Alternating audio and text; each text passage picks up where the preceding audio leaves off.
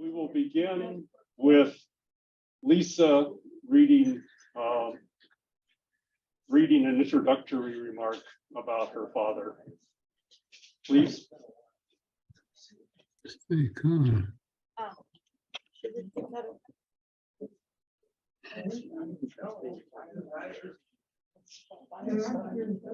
This is showing. Oh, the door. Yeah. Okay. Okay.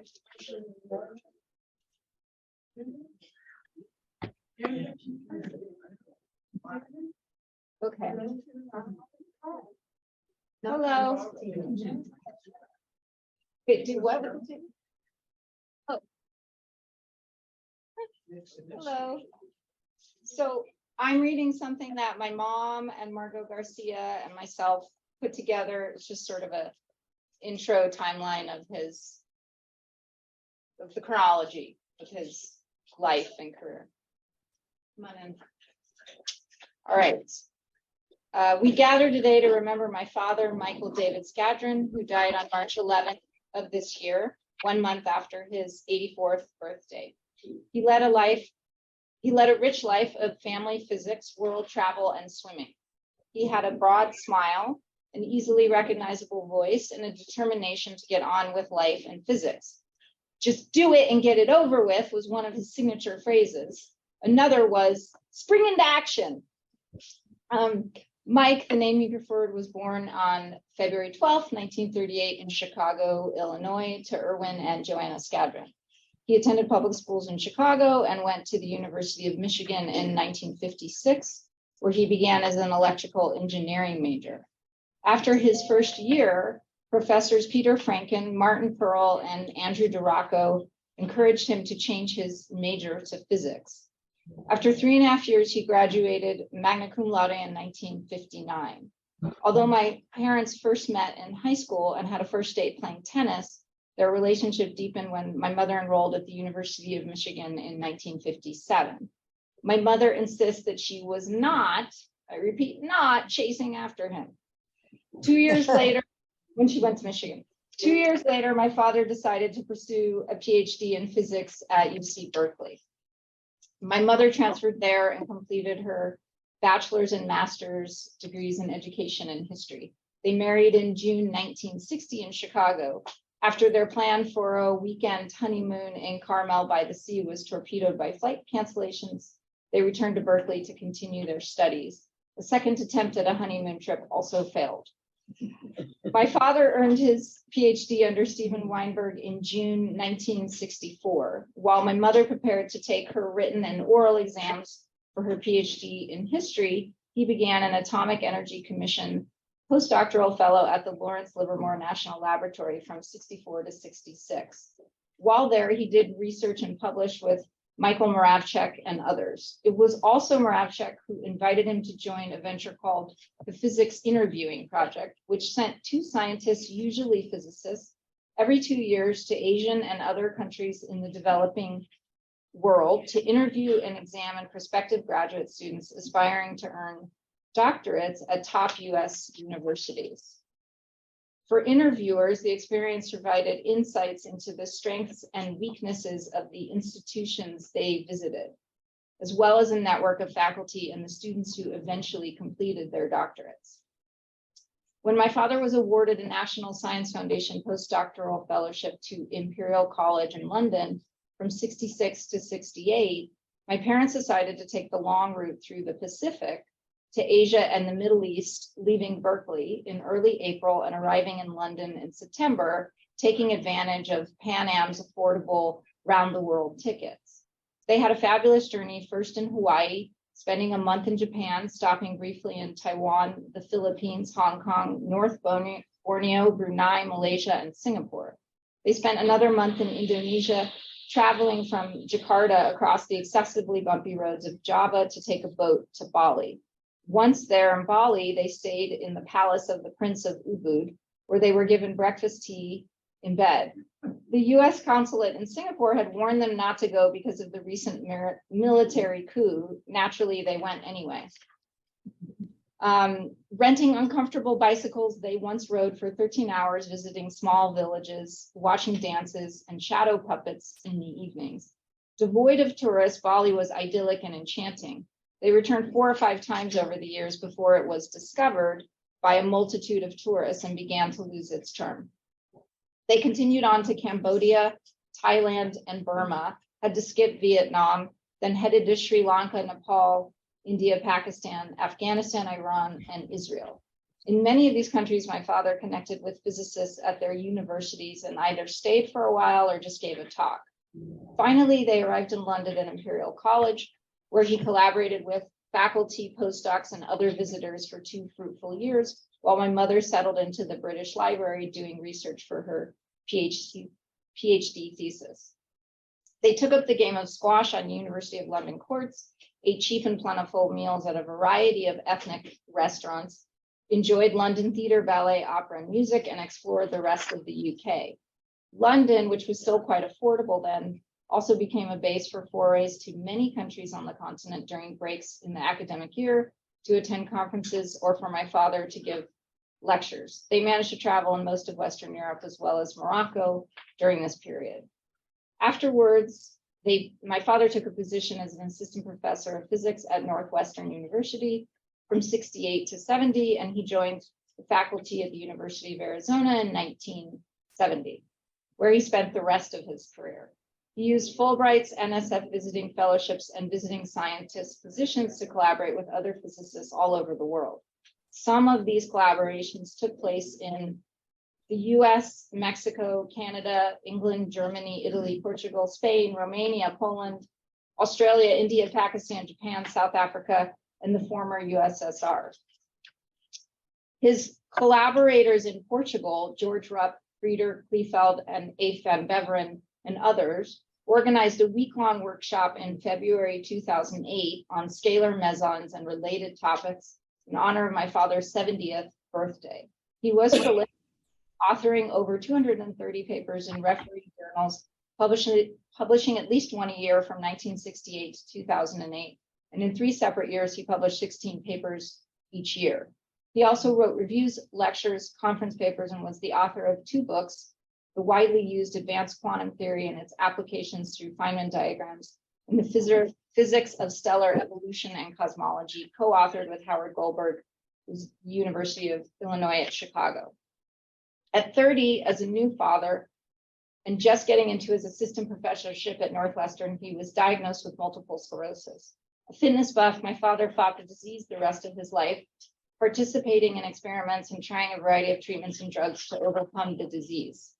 In recent years, pharmaceuticals have been developed that can mitigate the debilitating damage of MS, which begun in the early stages. Unfortunately, none of them were available when he needed them. A natural athlete, he loved and was active in many sports before MS began to exact a serious toll. Eventually, he used swimming, which he called the sport of last resort, as his method to maintain his physical fitness.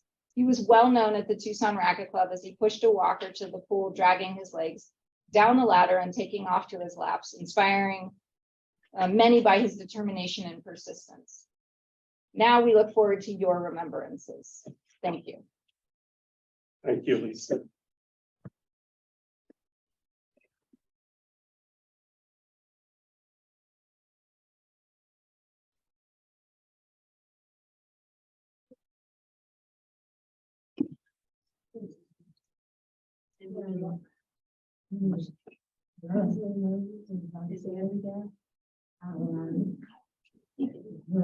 Go down to participants, to the participant level and find your name.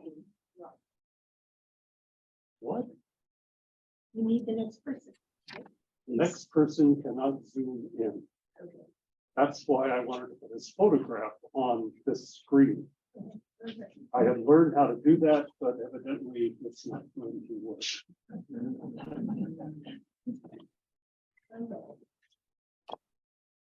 I would like to read what Dick Silvar of Los Alamos wrote.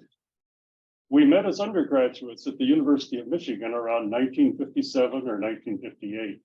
It was most probably when we as juniors both had to take a course in physical chemistry. Such a course was required at that time, perhaps still for us physics majors. It was taught by Andy DeRocco in the chemistry department, and believe me, it was tough. For some reason, Mike and I got into a rivalry over who could solve the problem DeRocco was posing to class first. My memory is that Mike usually won, but for some reason, he said it was the other way around. Doesn't matter. That one semester course ended, but both of us maintained a relationship with DeRocco for quite a number of years, even after he moved to the University of Maryland. I wanted to read a little bit from Andy DeRocco's remarks. Our life together is perhaps as long as anyone's. Mike, as a freshman engineering student, was enrolled in the first year course that I was assigned. New faculty members rarely get choice assignments. He blew through the course without a hitch. And in the aftermath, I did all I could to encourage him to switch to physics, at least to another course. I got a couple of colleagues to talk to him as well, Marty Pearl and Peter Franken. He did, and the result is a benefit to us all. As a senior, he enrolled in the course I was teaching for graduate students, same result. Now I would like to ask Andy DeRocco to talk. How then do I do that? You go to the participants grouping. Right. Participants. On that. It was there before. Here. And then we'll bring up the list. You can click on. This is not the way it was done in rehearsal. He should be able to unmute. Andy, can you unmute yourself and come in? Yay. Thank you.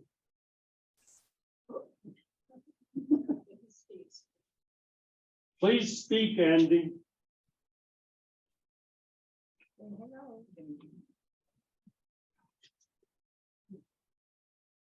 And the tech people have all disappeared.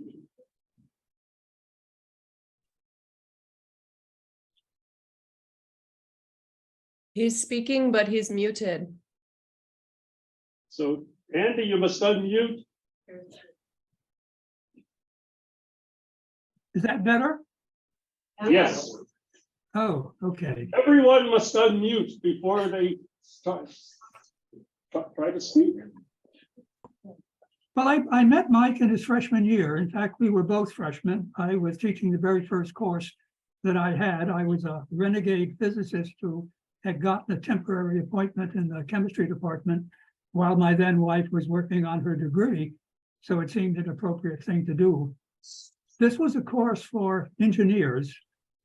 There may have been 150 or more in that class. And it was clear by the end of the class that there was only one person that had clearly understood everything. He was not only quantitatively superior in the sense that his grades were better than anyone's, but he was also qualitatively superior because he understood, even in subtle ways, much of what we were trying to get across to this group. At the end of that semester, I asked him please to come by and talk. Mike did, and I suggested that he might find a greater satisfaction in physics than he would in engineering, and encouraged him to chat with a couple of folks. There are others as well, but two were mentioned, so let's stay with them. Marty Pearl would have been the one to give the next course. Marty was still there before going to Slack, and he spoke with Marty at some length and enrolled in Marty's course, fortunately. I also asked Peter Franken, who was yet there before he came to join you, and Peter worked on him thoroughly. I did understand something of what Peter said to him, and those of you who have known Peter would not be surprised by what he said. He told Mike apparently that he didn't want to be an engineer because he would spend the rest of his life measuring the tensile strength of toilet paper. So he encouraged Mike as well to join physics, and he did. It was also the case that Mike came back to we stayed in touch always as an undergraduate, and he came back to my class that was taught in the senior year, junior senior year, that had both graduate students and undergraduates in it. At that time, Michigan had an interdepartmental degree called chemical physics. And at that stage, chemistry students in the graduate program were expected to take at least 2 courses in the physics department and vice versa. So this class was taught with exclusively physics students. You mentioned Dick Silbar a bit ago, and I happen to have found my grade book from that period. There were 25 students in the class in the spring of 1959. There were a number of students who did poorly. There were 2 students who got A's, Mike and Dick Silber. And they were, as it was pointed out, they were great friends and were great students as well. Obviously, Mike and I stayed in touch forever afterwards, and we did, if I'm given a chance to chat on it a bit later, I can say more about the trip we took together as part of the interviewing project. But those of you who know Mike, all share in common an appreciation for everything about him, which made him valuable as a friend and essential as a scholar and colleague. And now my little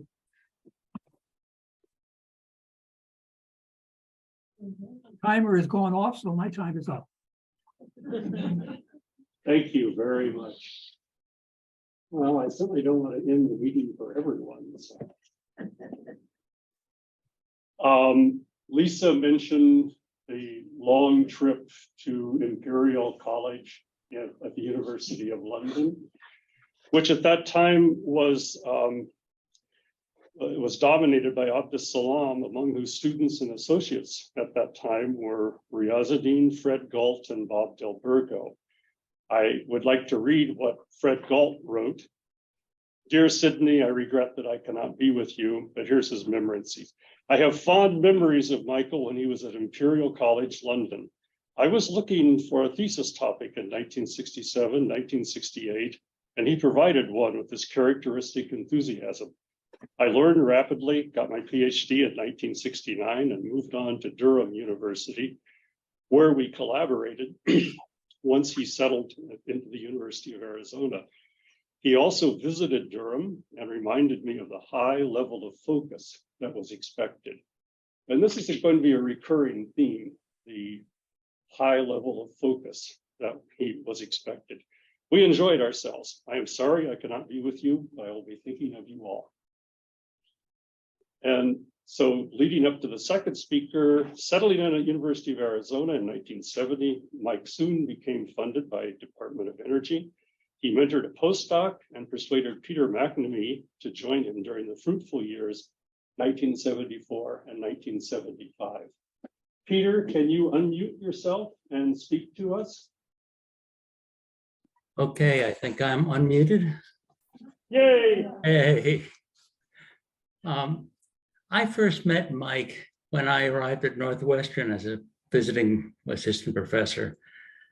The phone in my office rang and Mike was on the line. Turns out my office had been his office and he had left something there that he really needed to. I think there were some files that he needed. At any rate, we wound up talking on physics. He was interested in something I was doing and I was interested in something he was doing. And so that was my introduction to Mike.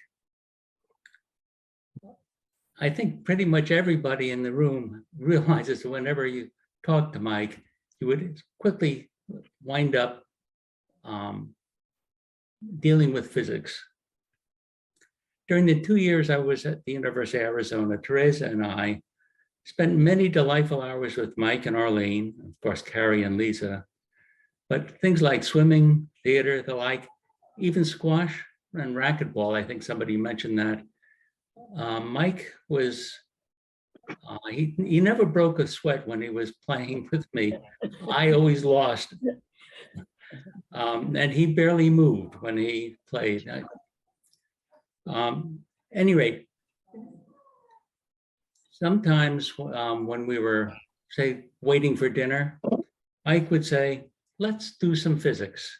That was a recurring theme. It was just something that was interesting, something to do, something to feel. We also, of course, worked on papers.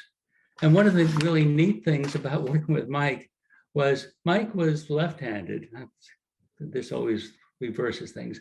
And I was right-handed. So we could sit together and write on one piece of paper.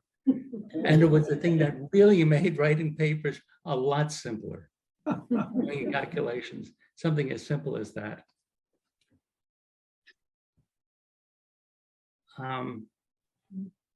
Yeah, in the interest of keeping things moving, I think I'll pass on to the next speakers because pretty much everything I would say is covered by somebody in the upcoming speaker list. Thank you, Peter. Lisa talked about the physics interviewing project. I would like to read a report that Mike and Earl Callan made in Science magazine to indicate the motivation for this. The American professor stood on a rickety laboratory stool, a 1 rupee coin in one extended hand, an iron pendulum bob in the other.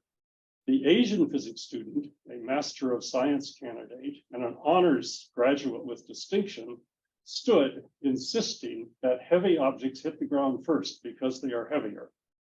Another scene in another country. The student now before us was an undergraduate, but older than most.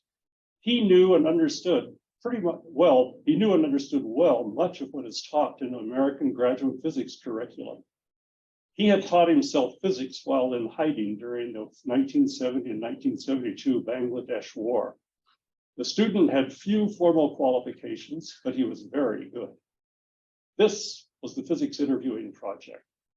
The incidents indicate the non-uniformity and sometimes unreliability of degrees, honors, and rankings. And they point up the value of a personal interview, which is why there is a physics interviewing project. This was written in 1978. I believe that things have changed and it's no longer done, but okay. Andy, would you like to come back and speak just very briefly about your experiences with Mike going through Asia on the physics interviewing project?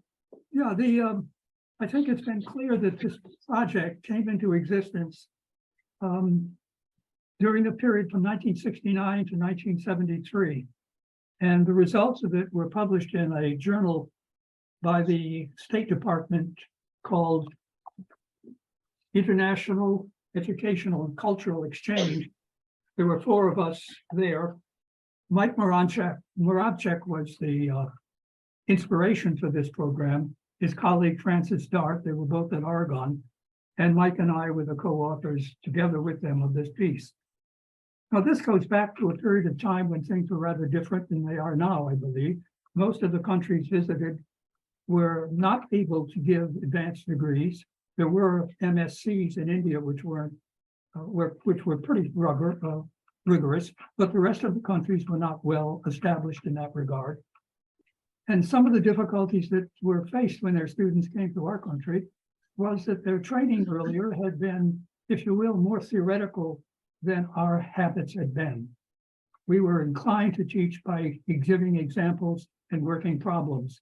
They were less so, and that conflict was one that often hindered their ability to perform well in an American graduate school. So the physics interviewing project came into existence, and over a period of several years, trips were made in a variety of countries, which were already mentioned up front. And Mike and I did a trip in 1971 together in all of those cases. We learned, one of the reasons that Mike and I went is that we were able to divide up the questioning of the students in an easy way. I had been trained in statistical mechanics. I had been Uhlenbeck student and work with Quinn Luttinger as well, so that my side of the equation was a side that I could cover and he could do the other, and we were able to interview students pretty effectively across the countries we visited. The difficulties we encountered that were mentioned in part is that some of the criteria that were employed, the TOEFL exam for language, for instance, and the GREs were essentially useless. The TOEFL exam in particular, those who did well on the TOEFL exam were frequently ill-prepared to speak to an audience of undergraduates. Those that had learned the language, however, viva voce, were much better able to communicate. The TOEFL exam was, in fact, negatively correlated with the ability to converse conveniently and comfortably with students. Over time, I think this report was published in 1975. So in the several decades since, the countries in question have significantly improved their capacity to deliver advanced education on their own. That doesn't mean that students are not yet able to come to this country, but those who do come are coming in a way that fits more neatly into our form of instruction. And I suppose in that sense, the universality of physics is more clearly exhibited. Mike and I had a grand time on that trip, including splendid experiences in Bali when our bicycle tires broke in the middle of the night. We had to walk 4 or 5 miles in pitch dark. He seemed to know exactly which turn to take, and so we safely got back. Mike was a dear and loving friend, and I will remember our time together with affection to my last breath. Thank you, Andy. Bruce McKellar was a constant collaborator with Mike. Bruce has very fond memories. This is a letter to Arlene. Bruce has very fond memories of working with Mike, especially the intense working sessions we had when he was your house guest. Lisa remembers that. The hours we worked must have been disruptive of your personal life, but you were always a gracious host. The collaborative papers that Bruce and Mike wrote together are a small but important part of the scientific work of each of them. The paper on the Tucson-Melbourne interaction is by a factor of 3, Bruce's most cited paper, and it gained 8 citations in 2021 to 22, though it is now 42 years old. We miss Mike's kindness and friendship and send our sincere condolences to you. With very best wishes, Bruce and Loris McKellar. McKellar was at the University of Melbourne, and he was the past president of the International Union of Pure and Applied Physics. Joan and Bruce Barrett would now like to say something. Can you unmute yourselves? We're unmuted. Yay! Something is working. Yes. What I'm going to do is read November 2006 Festschrift of Bruce McKellar and Garish Joshi that Bruce wrote, and it touches on Mike's contribution to the 3 nuclear forces and nuclear structure. My most memorable and significant connection with Bruce McKellar and the University of Melbourne is related to the topic of 3 nucleon interactions. In the early 1970s, I taught a graduate level course on nuclear many-body theory at the University of Arizona, which was being audited by Dr. Sidney Kuhn, who was a research associate in our group at that time. When I got to the part regarding the theory of the contribution of 3 nucleon interactions to the binding energy of nuclear matter, Dr. Kuhn suggested that we take up this problem with Dr. Michael Scadron, also in our department. The basic idea was to include the pion-nucleon scattering amplitude into the standard 2-pion exchange interaction of the Fujita-Miyazawa structure. The results of this investigation were published in 1975. Dr. Scadron was also a collaborator of Bruce McKellar and hence took up this problem with him, which produced a number of improvements and refinements, leading to what is known today as the Tucson-Melbourne 3-nucleon interaction, which is one of the most recognized 3 nucleon interactions worldwide. Our paper on the Tucson-Melbourne 3-nucleon interaction in 1979 has become a widely cited publication, still being referenced today because of the now recognized importance of 3-nucleon interactions to the binding energies and other properties of finite atomic nuclei, as well as of nuclear matter. Now, Bruce is with me, and he would like to speak a little bit on a personal level about his interactions with Mike. Okay. Well, I guess I got on the picture too. I would like to say a few words about the 3-nucleon problem and how we got involved in it. On what Joan was reading, there were often I, and you don't know if that was Bruce 1 or Bruce 2, because of Bruce McKellar's importance and significance in this project. Anyway, in September of 1970, I was a finalist in search for new faculty members for the University of Arizona physics department, and I applied for one of these, as did Mike, and we survived all the way and ended up in the department, for which we were both very thrilled. It was a great experience with these new people, as well as the older, longer faculty. Anyway, I just wanted to say that Mike and Arlene were just wonderful to me. I was not married at the time, and so I was there all by myself and didn't really know anybody. And I think I got adopted into the family for the amount of time I spent eating dinner and doing another thing with Mike and Arlene during this time.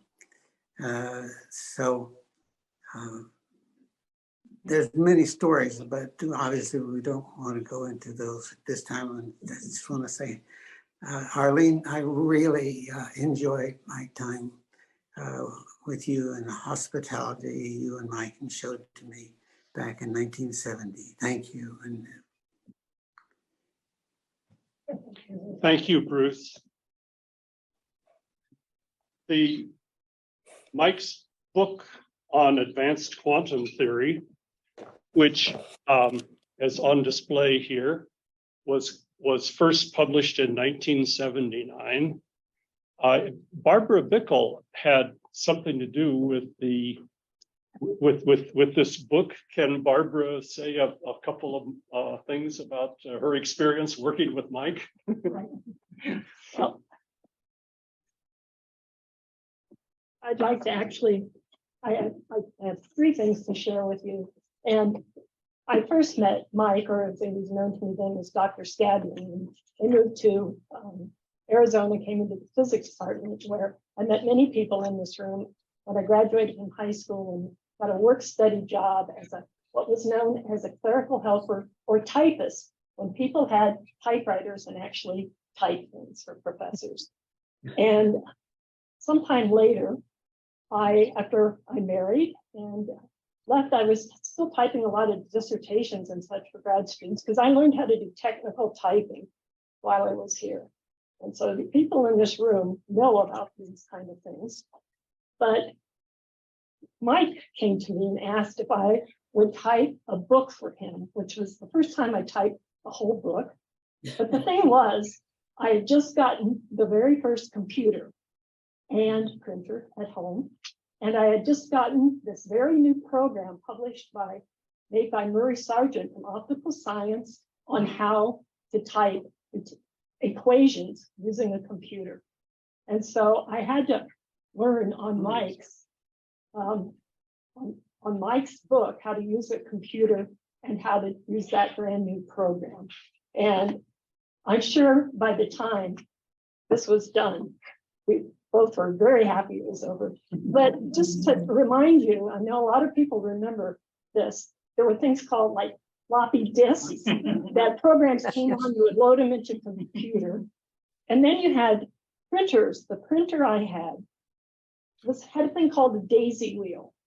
So it had, you know, your font on one thing and all your Greek symbols on another one. So what this program did, you had those long sheets of paper that were all one long thing that fed in.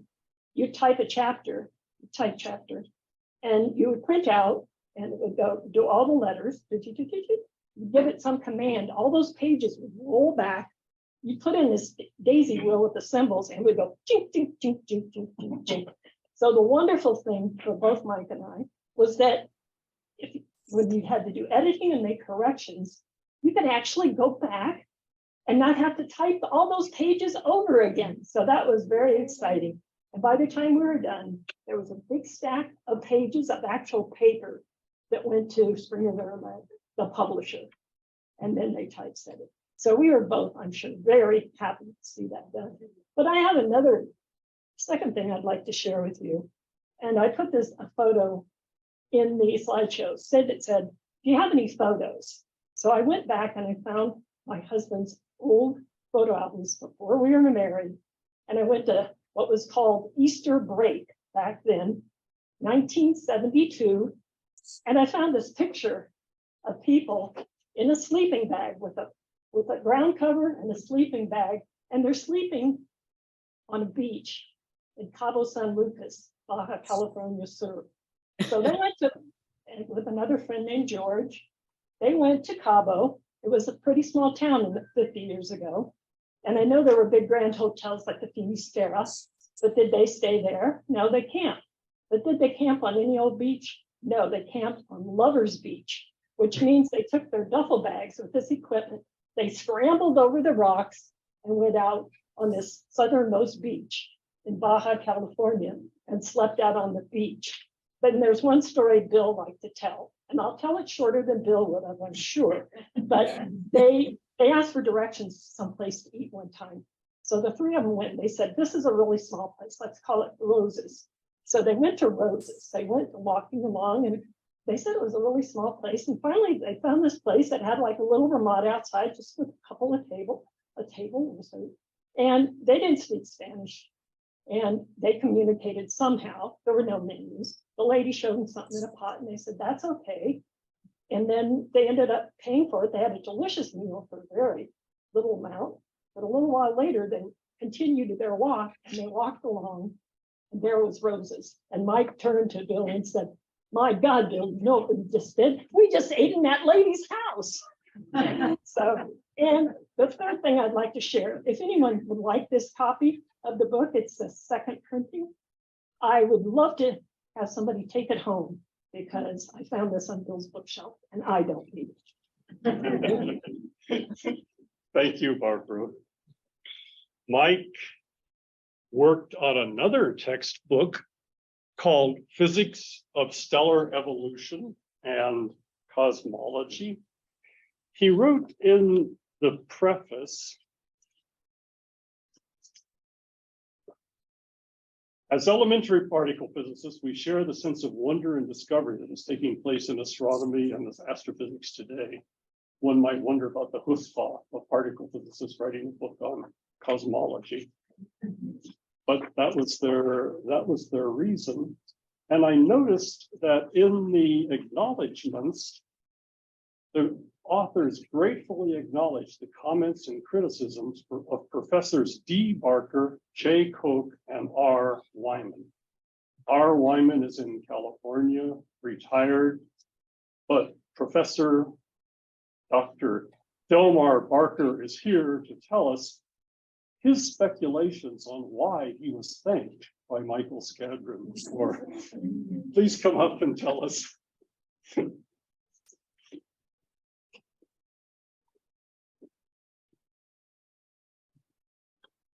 So Mike and I had a lot of interactions.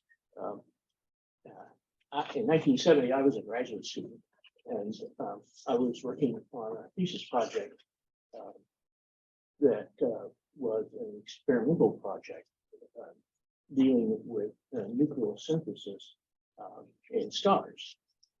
And so at that time, I called myself a nuclear astrophysicist.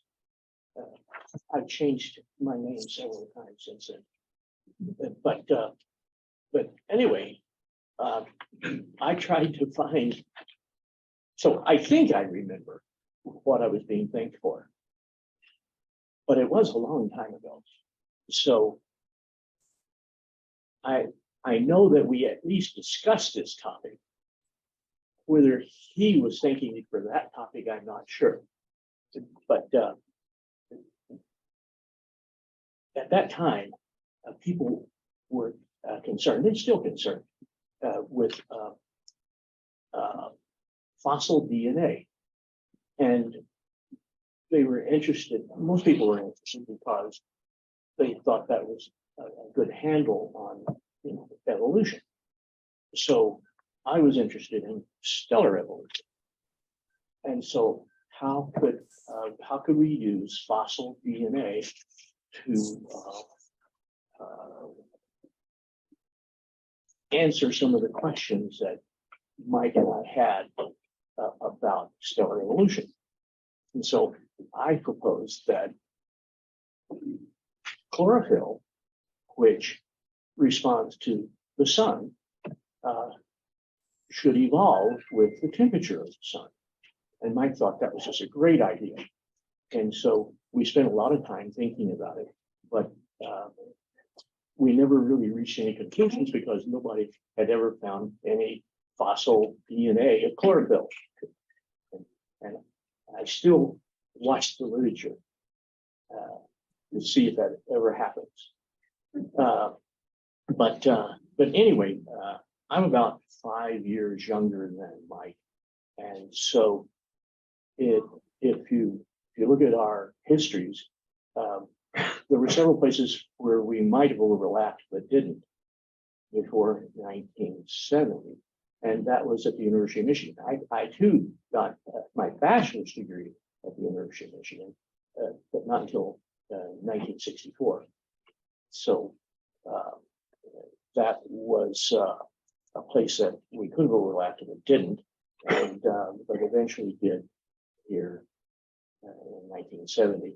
And eventually his office was moved downstairs and was right beside mine. And so, and that was more than 20 years ago. And so then we interacted a great deal because whenever I got bored with what I was doing, I would go over to his office, and he was always interested to talk about anything. When he got bored, he'd come to my office. And so we spent a lot of time talking about stellar evolution, cosmology, and quantum theory. I noticed that Arlen Hunt's name is up here. Is he going to speak? Arlen did he actually zoom in? Because I never got a response from him. And Arlen will not speak. Okay, so Arlen Hunt was another graduate student at the time, and was spent a lot of time with the Scadrons. And so in 1970, when I met Mike the first time, Arlen Hunt and I had just come back from spending a summer together in South America. And I think this is what clicked between me and Mike, because he was very interested in travel. And we spent, Arlen and I and Mike together spent a lot of time talking about South America. So anyway, I think that's mostly what I want to say. And thank you for bringing Arlen in. I'm happy that he's present. Yes. Both zooming in and Yes. being spoken of. Yes. So I visit Arlen in San Francisco often. I'm sure many of you know him. And but we've remained friends ever since that trip. So now we will move on to faculty colleagues. From Adam Burrows, Department of Astrophysical Sciences at Princeton University. He was in our department. Sid, I am so sorry to hear of Mike's passing. He was always a warm presence in the department. I won't be able to attend the festivities. I'm going on a birthday trip at that time, but wish you and the celebrants a great and soulful day of remembrance. And now people who are here will talk. Margot and JD.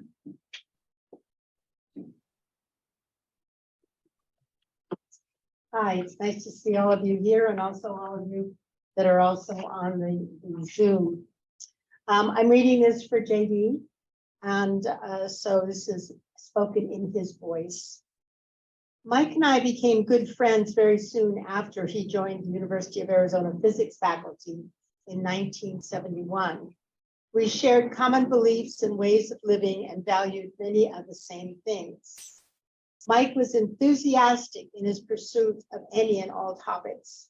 We collaborated on departmental policy and actions, also on university policy and actions. As in anything he did, he was energetic in the pursuit of the issues. He was the strongest advocate for any issues that he and I agreed upon to pursue. He was passionate about faculty governance, advocating for faculty inclusion in decision-making about how the department was run. I would rely on Mike to carry forward into meetings the results of our earlier discussions. When I taught quantum electrodynamics, I very much appreciated the careful, meticulous work he had done in the book on that topic. His style was focused on the important aspects of being able to compute a number from the theoretical equations, so the students could see how to solve problems. It provided a good introduction to modern theoretical physics. It's still a good book, even though it was written in the last century. Although I didn't publish any physics articles with Mike, we did work on applying his thoughts to atomic physics for critically charged nuclei. We didn't come to any resolution of the issues.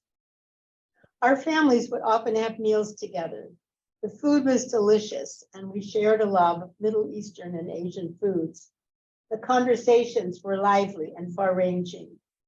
Arlene and Margot were close friends as well, and for several years spent most every morning walking the neighborhood. He was the most athletic physicist I know, with a strong sense of determination to succeed.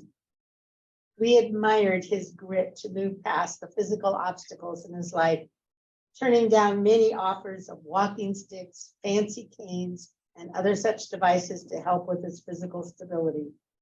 Like the Energizer Bunny, he just kept going. Thank you. Jan Rafelski, another midterm timer, we'll say a few words. Find a couple of transparencies there prepared? No, you never sent them to me, so I cannot. I did, and even to Mike Eklund. So. I looked until I left my home at 9 o'clock this morning. 5 o'clock in the morning. Sorry. That's a little disappointing, of course, but I will do my best to entertain you without transparency. And, I am, as I gather from the many words which I have heard, somewhat younger than Mike, 12 years, and I came here in 87, which is 16 years after here, I've been on something. And so I belong to a slightly younger, I would say one full scientific generation younger person, but I did compete with him for typing services. I remember that very vividly because I was used to having help in typing, and I had to always wait until my job was finished, and actually that prompted me, and I thank Mike for it, to learn typing myself. This was really the reason, because until that incident, I always relied on someone helping me type. But Yeah, but in 87, 88, I learned to fly myself. In order not to compete with Mike. Mike was on the ground floor, I was one floor up, and I had to make the trip several times. And everybody knows that I spend a lot of time at CERN as a tourist, and I regularly travel there since I have been here. And in the theory department of CERN, I got, as soon as I came back the first time from Arizona, how's Mike?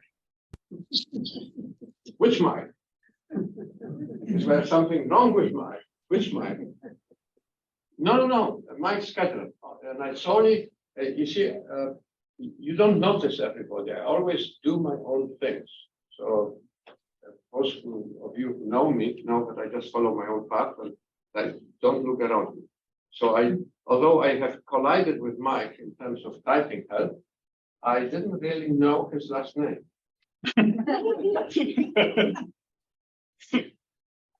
So I learned via CERN that everybody wanted to know how Mike is doing.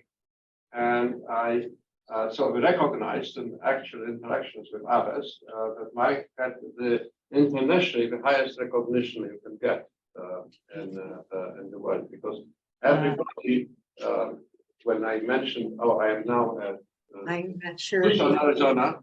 Nice. If he meant noon, his time honored. No, please mute yourself. I just sent him a note.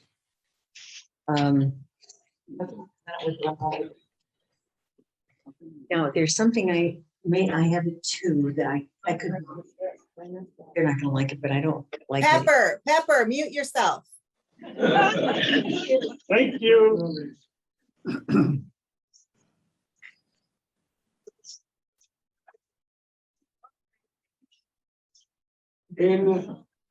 But then there was more, because with time, of course, as the presence of Arizona in high energy physics and high energy nuclear physics grew, people started coming and visiting, and I got quite often, and in particular from Harald Fritsch, who many of you may know, but Harald had a very big impact on development of quantum chromodynamics, a theory of strong interactions, and of course, he knew of Mike's related work, and whenever it was convenient, he asked me about Mike, and when he visited here, he insisted that I find Mike so he could talk to him.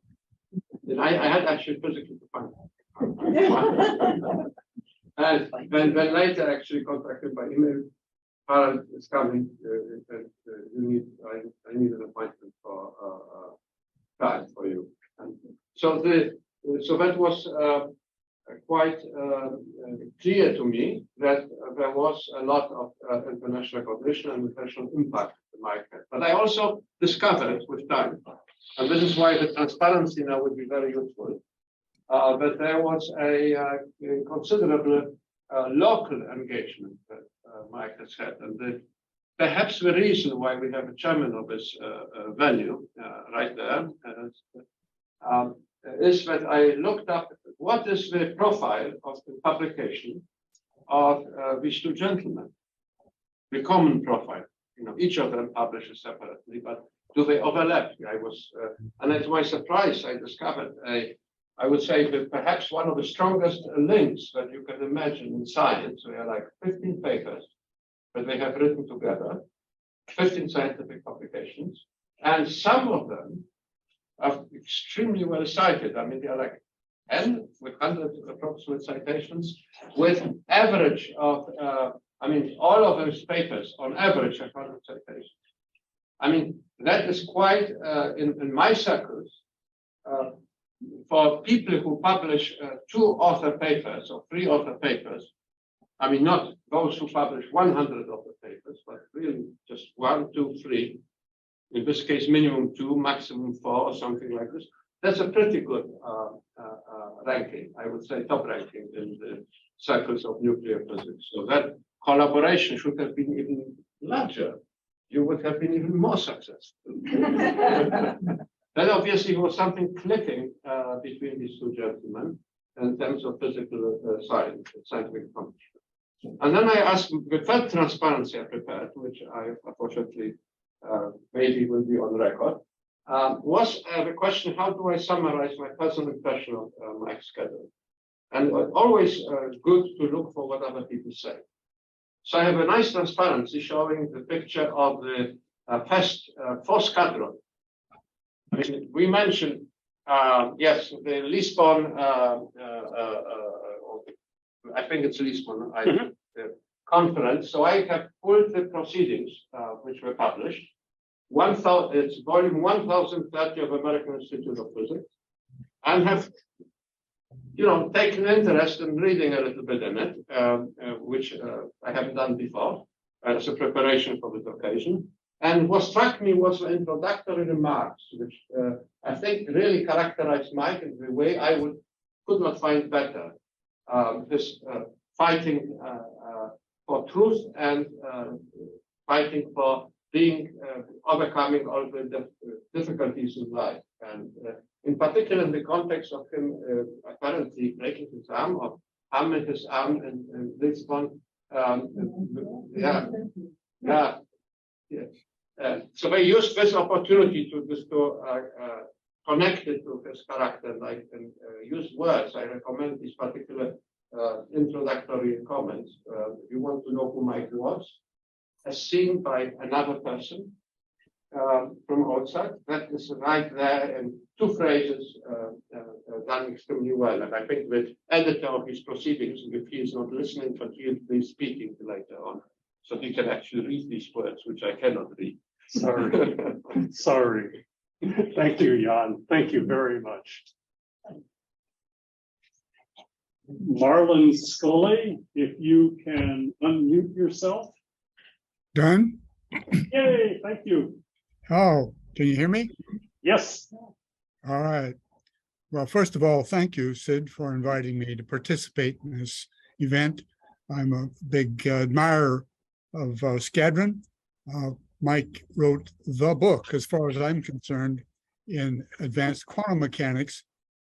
And I say that having come from the tradition of the Northeast, the Schwinger tradition of quantum electrodynamics, which Willis Lamb taught us.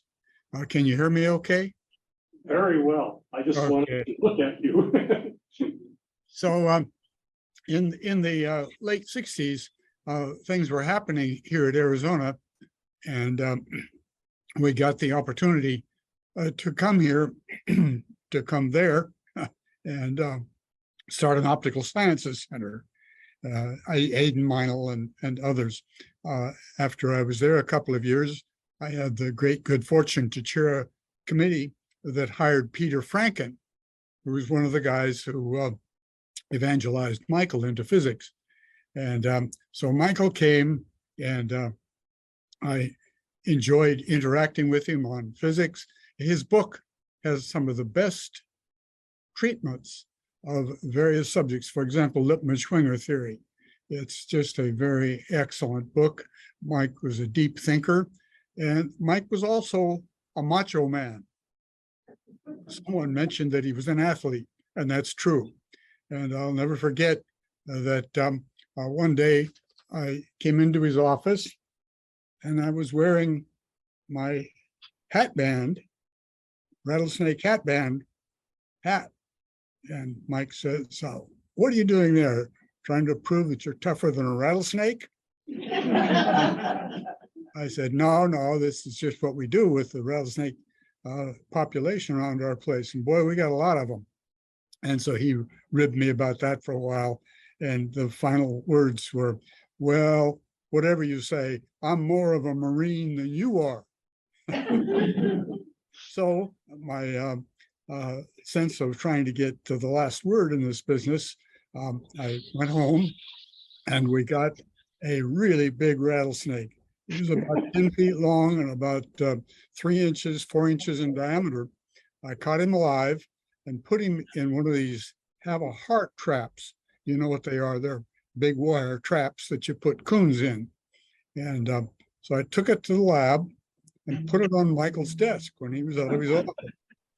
And then hid around the corner to wait to see what he would say. And he came in, looked at the rattlesnake and said, Well, campus mail is doing a good job these days. So I know that you all had excellent opportunities to interact with Michael. I loved the guy. I wish that I'd had more years to spend with him, but he's enriched the lives of all of us. And I say, thank God for Mike Scadron. See you all later. Thank you so much, Marlon. I should have said that Marlon moved to Texas A&M where he could have another ranch. And he also has an appointment at Princeton. So this is, I should have said that at the beginning. Students. I think Bernie Wild and probably Tom McMillan are joining us. Bernie wrote to me, "Hi Sid, sad to hear about Mike. He was a great mentor." Another student that I remember extremely well was a student with Bruce Barrett and Lena Mahler-Jaqua, PhD 1994 with Bruce Barrett. "Hi Sid and JD, I am sorry to hear of Mike's passing. Thanks to you and JD for doing this. I will be honored to join by Zoom." It turned out she had an irreconcilable conflict, which is why I'm reading this. "I was always inspired by Mike's energy and independence, in spite of some of the physical issues he also had to deal with. I also had him for a couple of classes and enjoyed his enthusiasm for his subject and sense of humor for his subject, as well as his kindness to graduate students. Hoping this finds both of you well. Lena Mahler-Jaqua, Professor and Chair, Department of Physical Sciences and Mathematics, Colorado Christian University."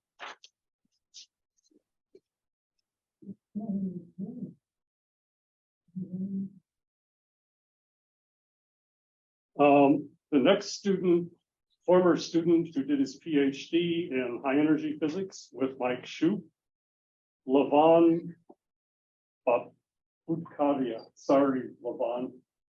Can you unmute yourself and say what you would like to say? Hi, I just did. Can you hear me? Yes, we are here. We Hi. can hear you. Yeah. Hi. First of all, thank you very much for all this, for organizing this memorial. It's very nice. Thank you to everybody for that. Let me start by saying that it was largely because of the people like Mike that I went into physics.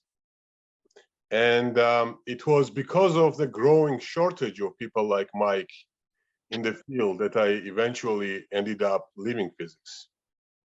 My wife Nata and I met Mike shortly after we came to Tucson. This was late August of '94.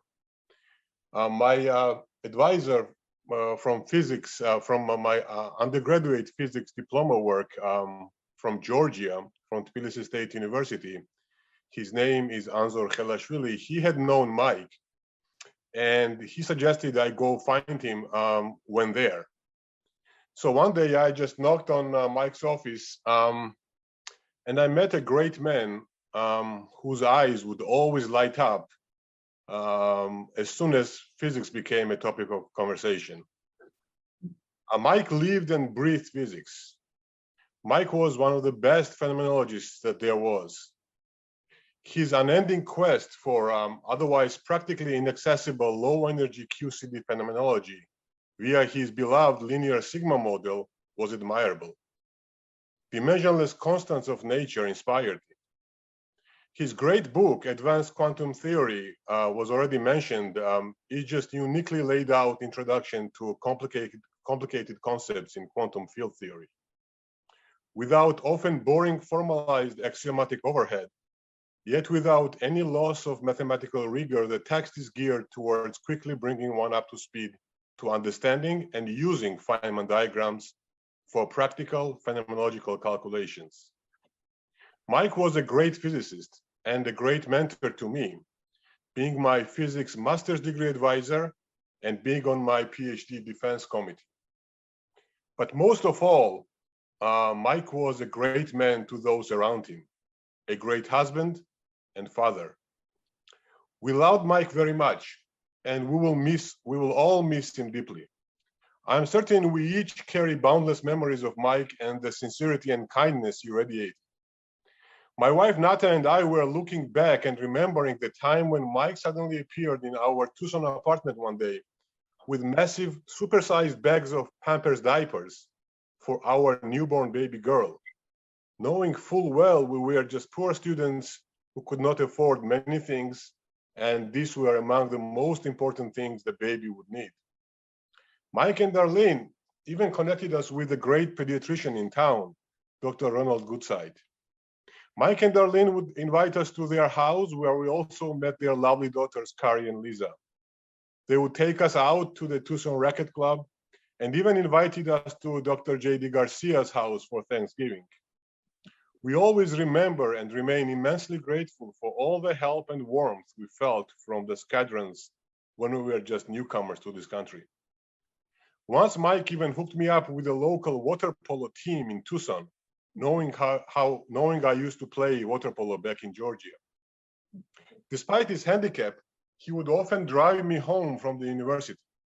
And during those trips, with NPR always turned on, we would chat about many things. The image of uncompromisingly anti-violence and deeply humanitarian Mike, with his steadfast Vietnam anti-war sentiment, is etched in my brain forever. Mike could be funny, could be very funny. He called me Levan instead of Levan because the letter sounded too French to him, too fancy at that. His personifications of Feynman and Weinberg, Mike's PhD advisor, always brought out a good chuckle. Masculinely stern on the outside, Mike was oh so gentle on the inside. I swear I've seen tears in his eyes. I do not remember for sure when, but perhaps it was when Lisa injured her back and her tennis career was under question. Time and time after again, we find ourselves simply in awe of how many decades Mike managed to lead a full, productive, and vibrant life despite his MS diagnosis, even with a prognosis of only a handful of years to live as a young man. We cannot even imagine all the effort and perseverance it took from him. We last saw Mike in April of 2017 during our brief visit in Tucson. He could not recognize us anymore. Dylan Thomas, a great Welsh poet, is said to be telling his dying father, "Do not go gentle into that good night. Rage, rage against the dying of the light." Mike surely did not ever need any such advice. He was full of life. He was an epitome of fighting for life. He defied death and triumphed over it, always and unconditionally raging against the dying of the light. May his soul rest peacefully in eternal light. Thank you. Thank you.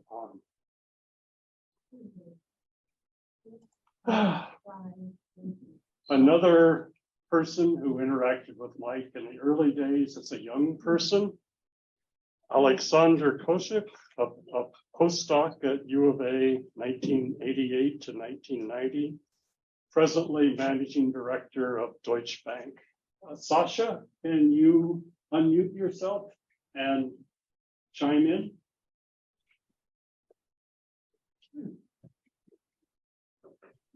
Am I on? You are on. Excellent. Thank you. It was actually 87, but okay. Doesn't matter. I couldn't.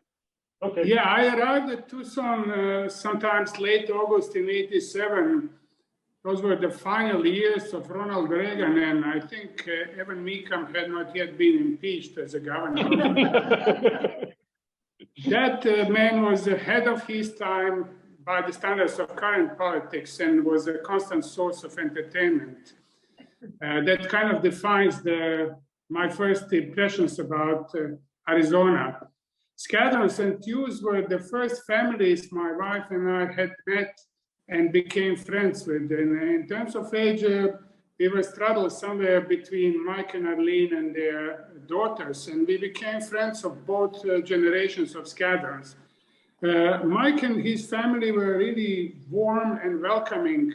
They embedded the values which we admired and related to, and we all shared common dislike for the Republican politics. So that kind of put everything together for us, not just during those couple of years, but our friendship persisted for subsequent 35 years, I think, and it continues to this day. And it extends way beyond physics.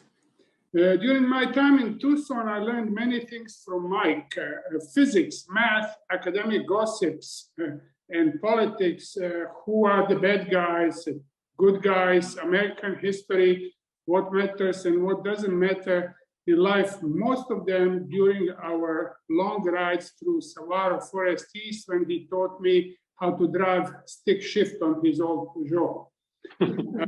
I was always intrigued by by the modes of Mike's youthful resistance. We all complain about different things, and Mike was no different in that respect. I heard him often complain about journal referees, various physics personalities, their egos, but never about the cards life had dealt to him. He was very emotional, and he spoke about something when he spoke about something or someone he didn't like. His emotional palette had a lot of bass and treble, but the mid-range was seriously dialed down. However, when he was describing his illness and episode of its irreversible escalation, he was analytical, cold, and emotionless, as if it didn't concern him but somebody else. He'd never know. He took that as something he had to endure, and he handled it with a remarkable discipline and stoicism till the very end. He understood that there are only two things in our lives that cannot be changed. We are born and we die. Everything else is subject to interpretation. His trips to destinations that require special endurance due to long duration of travel, difficult accessibility, and uncomfortable climate, very often all three at the same time, seem to have been a small pet specialty of his, as if he was sticking his tongue to his reality. His entire adult life, Mike saw physics as a fortress from which he observed the world and battled its injustices. In his final years, he retreated into his fortress, and his determination, if not resistance, remained as fierce as ever. When Mike could still travel, Scadrons would visit us in Brooklyn every year in the early summer. We would cook together, go out, or spend long evenings talking mostly about politics. Inevitably, these were 2016 to 2020. Mike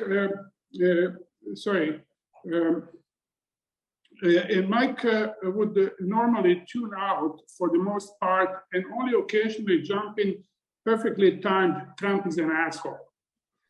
During those visits, Mike always wanted to talk physics with me, but being out of it for so many years, I would manage to convince him that I was not up to the task, something I really meant, but he never really accepted.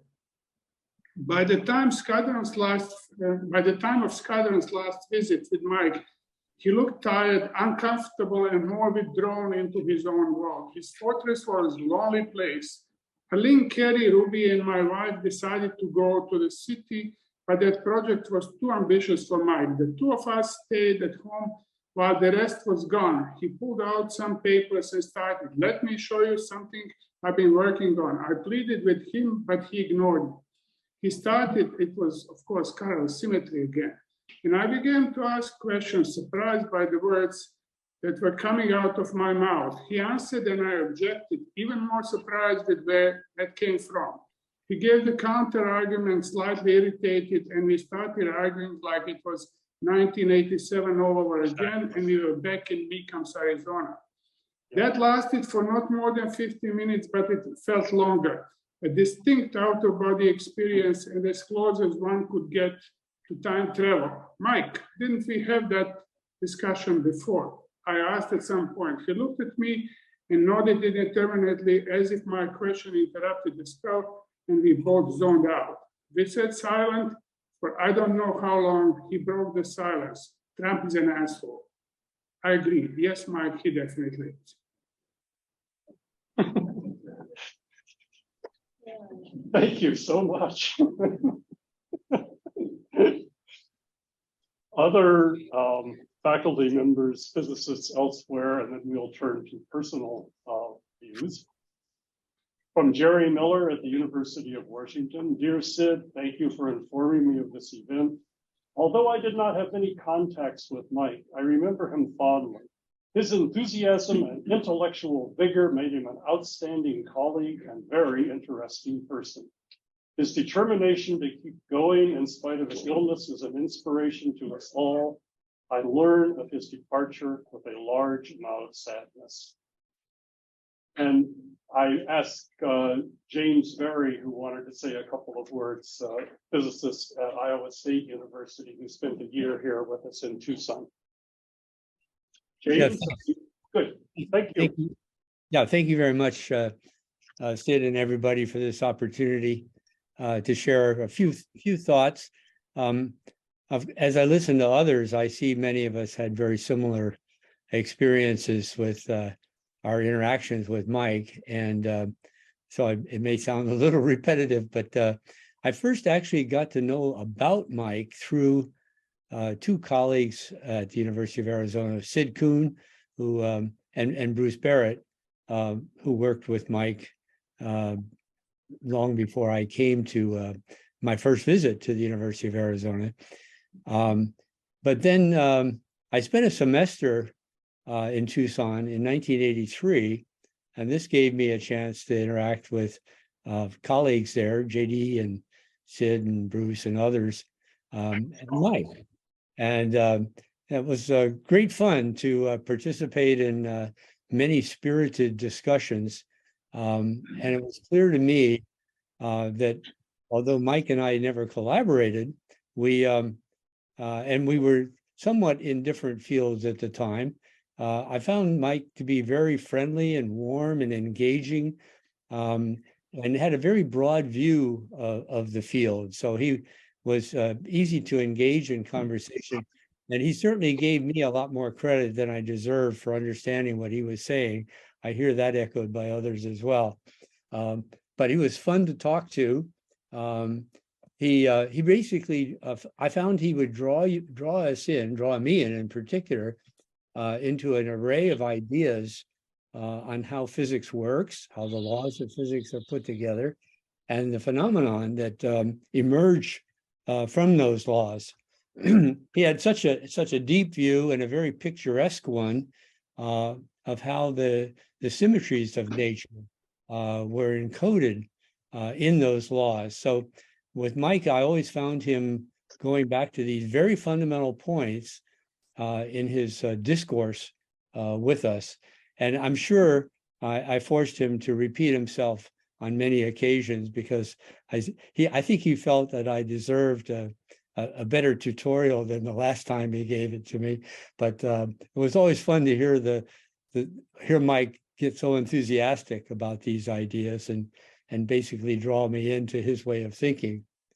So bottom line is Mike had a very picturesque view of nature and the consequences. I imagine he was very popular with students because of his tremendous enthusiasm for nature at the idea and at the concept level.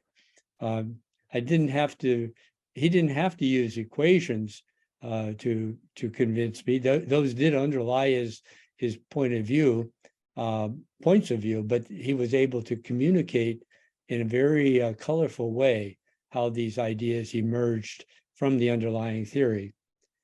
Then I would also like to comment that I had the great opportunity with my wife to visit Mike and Arlene at their house on one occasion. This was after on a subsequent visit to the University of Arizona. They invited us to stay with them during that visit.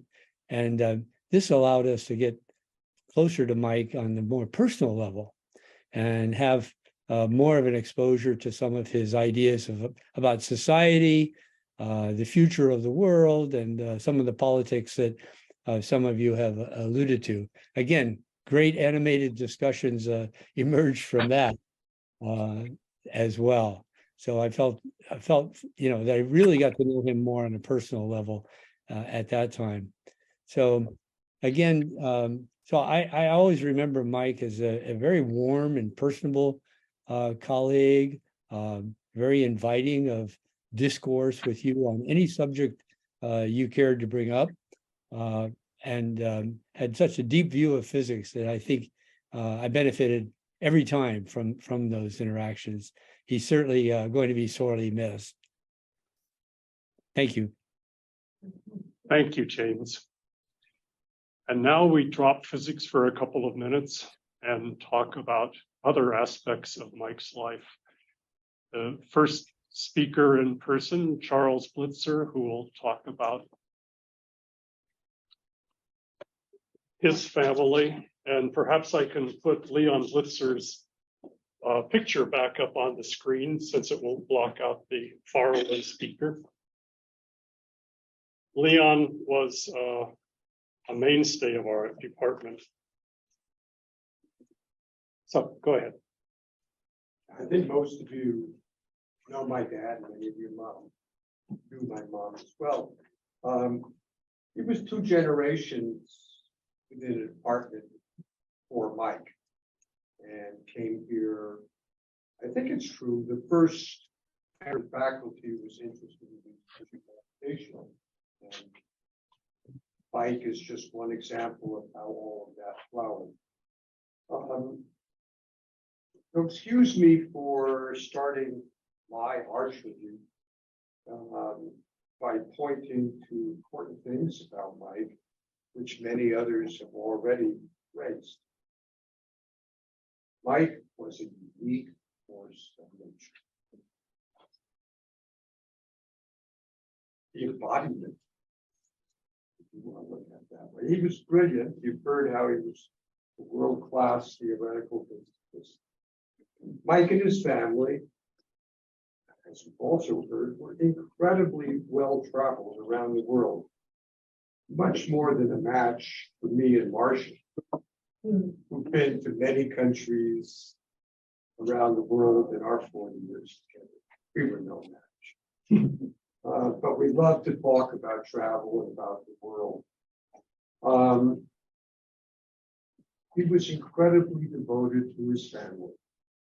For me, Harry, Lisa. And as everyone must know, they were devoted to him. And it was a wonder for us to watch the tender, loving care. Reed, Lisa, Ari, Asi gave Mike towards the end of his life. And always remember that to be in death because we love Mike. He was a loyal friend, including to the entire Blitzer family. I want to stress that in the absence of everyone from the Blitzer family, I wrote this before I knew my sister would be on this, and she still is. Arlene and Mike acted when we were gone. I was living in a variety of places. He was in grad school, living in Baltimore. And they acted as in local Philly or whatever we would say to my parents. As they grew older, they were always there. They lived on Stewart and on a straight line, about 100 yards from my parents' house. And they were always there with him. And always grateful for you, Arlene. No way we can thank you enough. We've heard about his determination to overcome whatever obstacle. Let me use a word which I don't remember anyone else saying. Mike was incredibly brave. He endured the near constant pain of MS with never a complaint that any of us ever heard. Our family agreed for decades that he was the bravest person you knew. And in our family, that's the adjective we use. One memorable example, anecdote, Mike was on one of his many trips, and he was doing something physics-wise in Moscow. And we were living in Moscow. This is mid-90s. Turned out he was supposed to meet us at our apartment, and our elevator was out.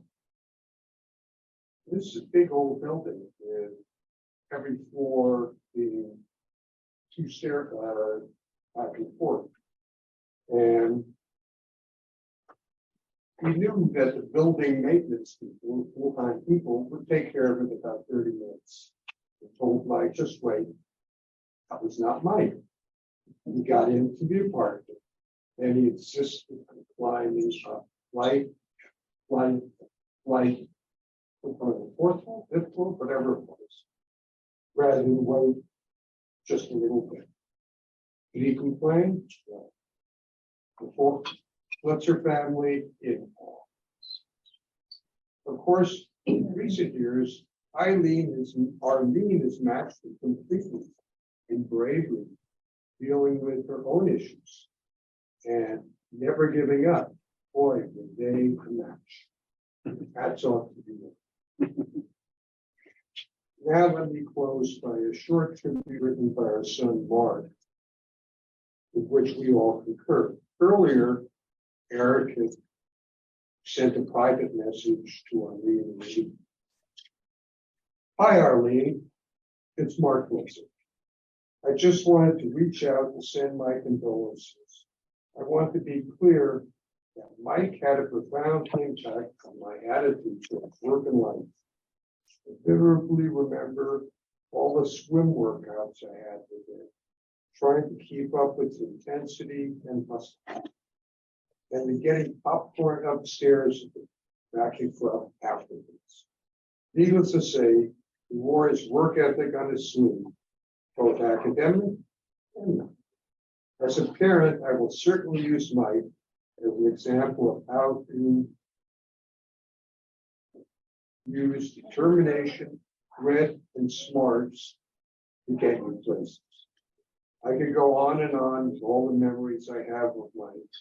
I want to let you know how he has impacted my work and the way I'm teaching.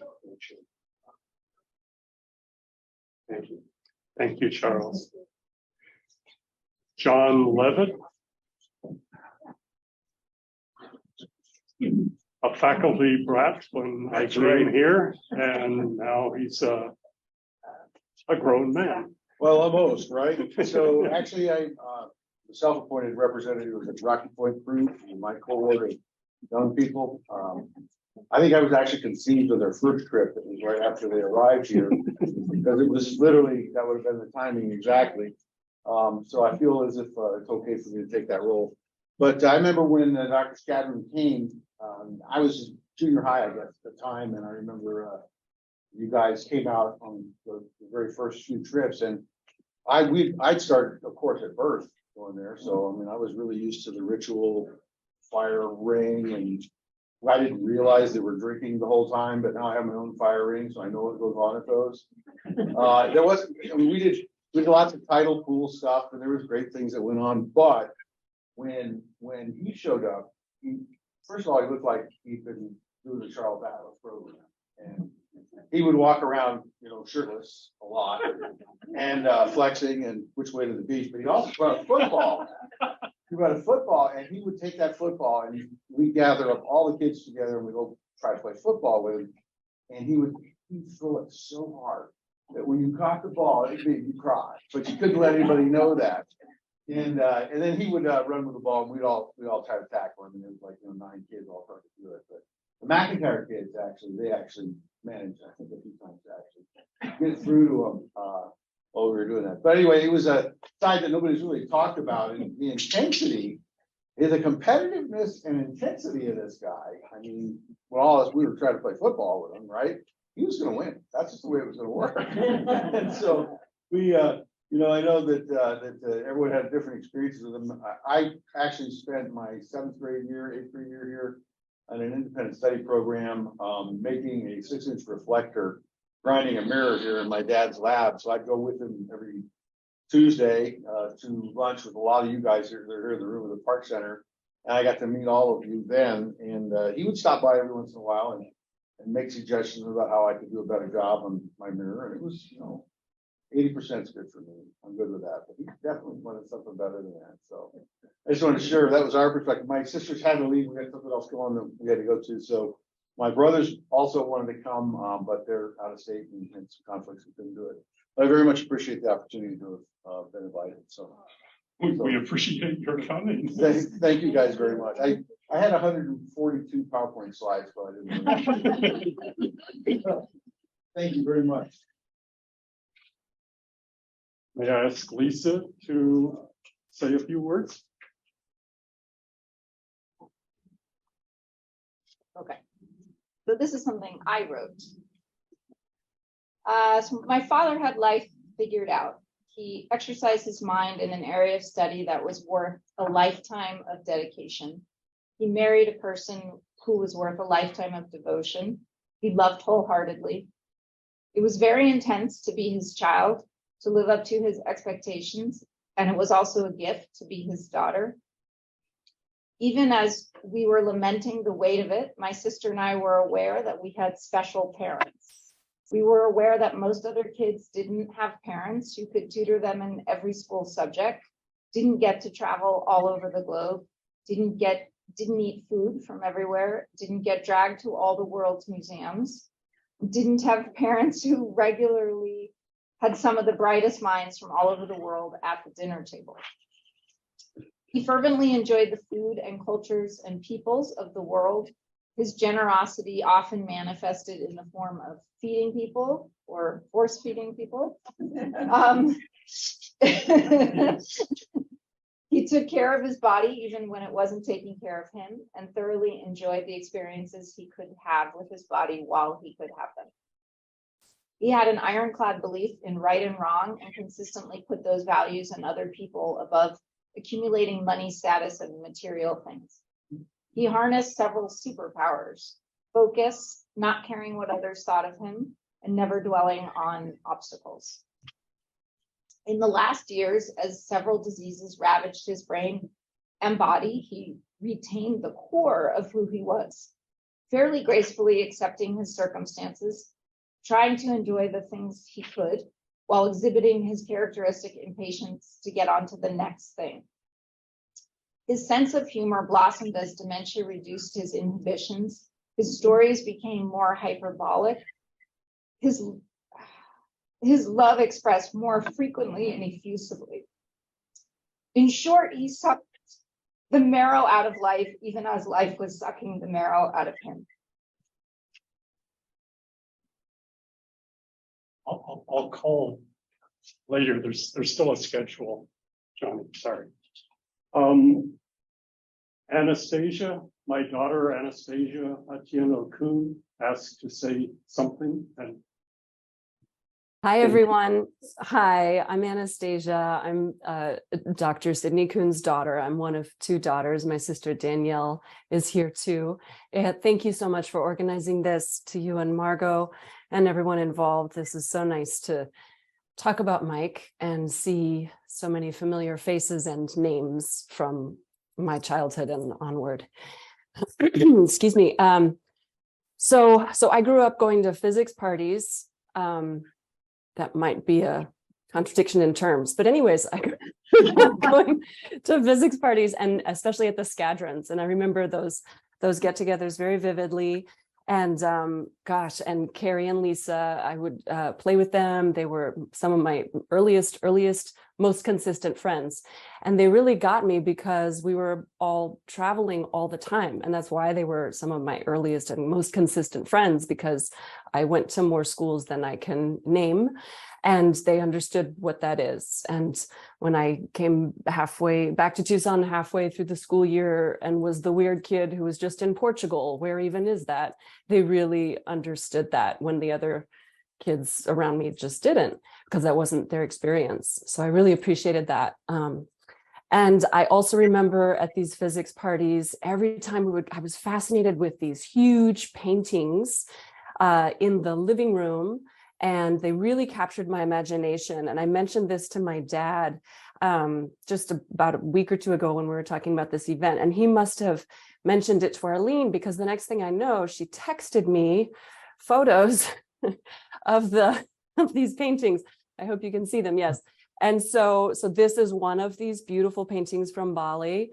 And then I'm just going to switch over to a different one, but I would sit and gaze upon these paintings and just, oh dear, sorry, it's not totally responding. I'll give it one more try, but I'm sure anyone else who's been to the Scadrons' home might remember these as well. Okay, well, the second one is not coming up. That's a bummer, but I hope you get the idea.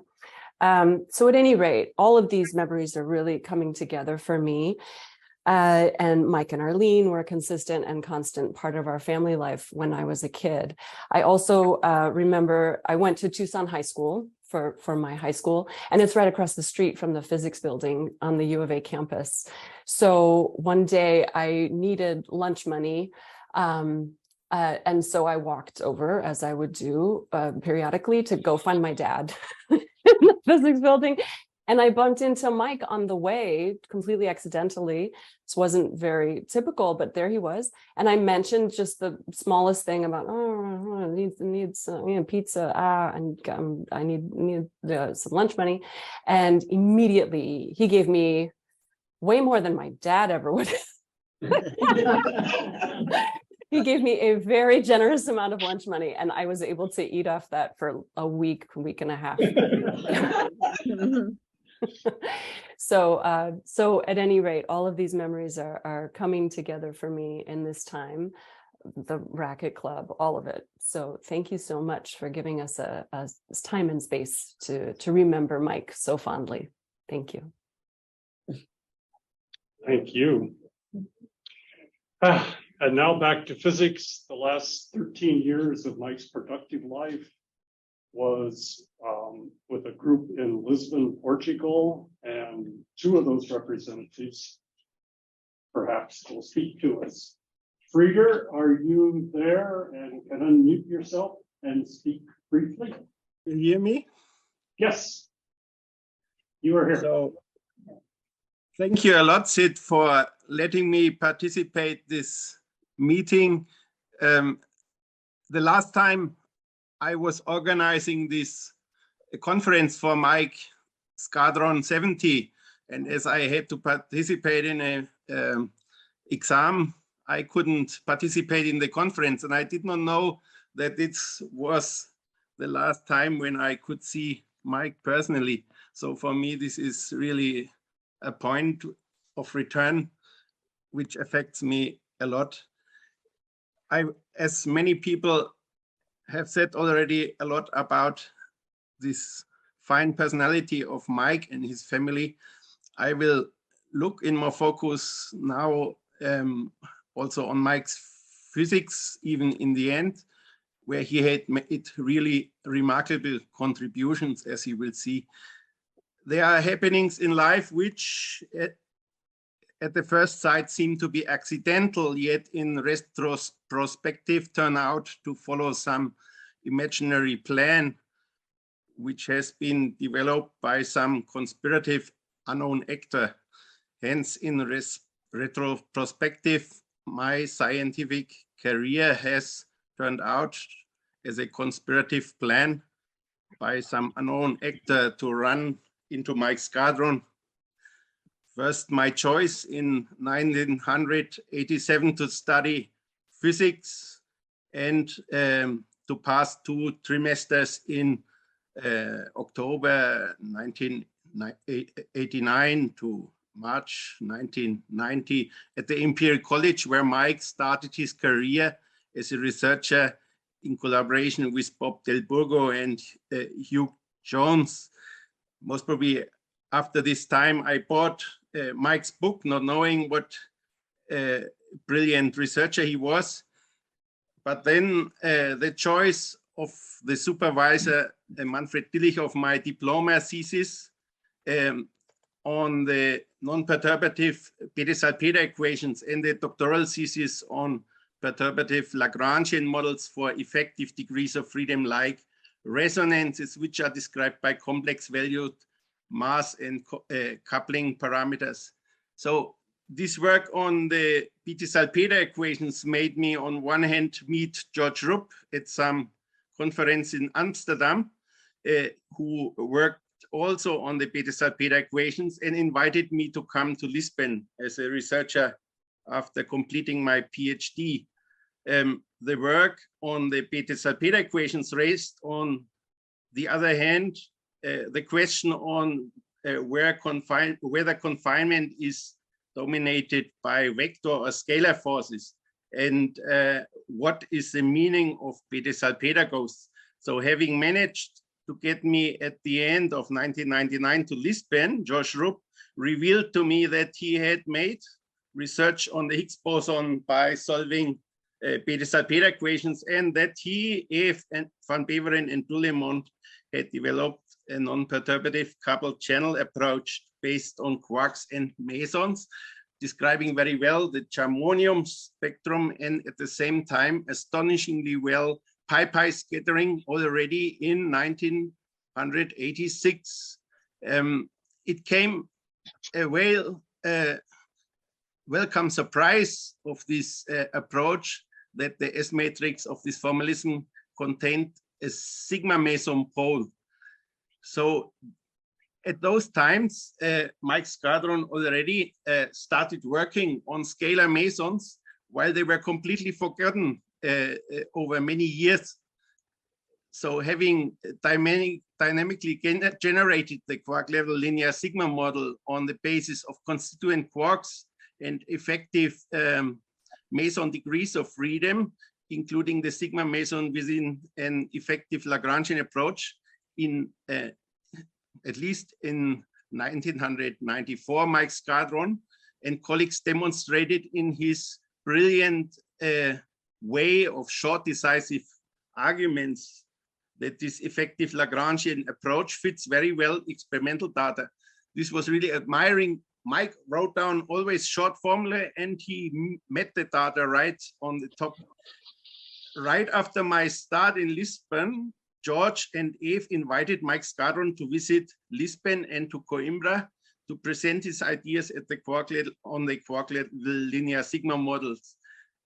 Reader, you're cutting into George's and Bob's time. Please.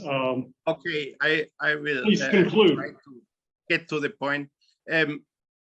From my these ideas had a strong impact. From my work on the Bethe-Salpeter equation, I had learned that strong forces are non-perturbative and vector-like, while Mike was showing me how strong physics level, strong physics could be well described on tree level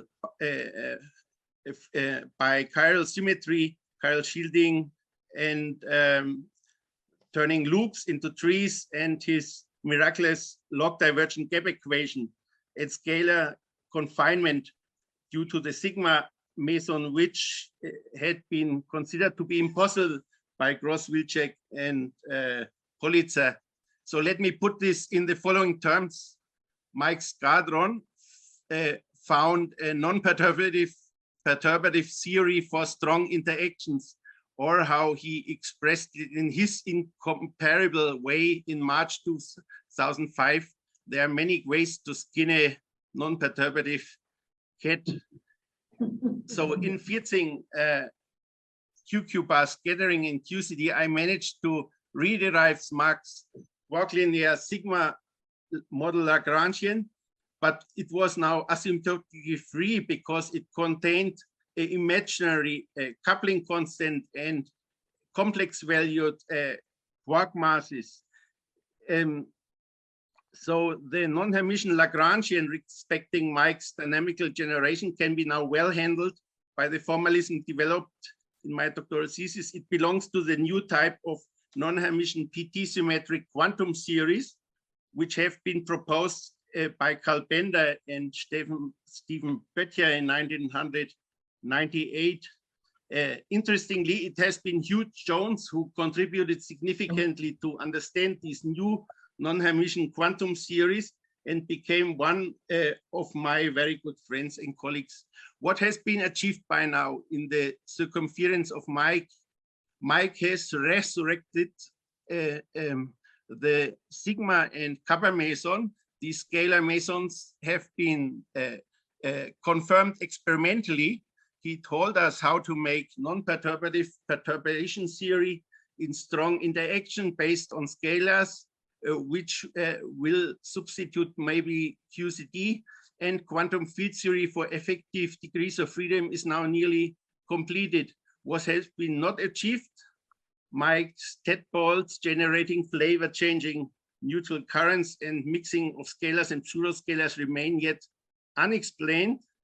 And my wife did not manage to found a company with Mike to sell her ice cream, who Mike loved so much, suggested my wife to Thank you, Frieder. ice cream company. George, can you come on, please?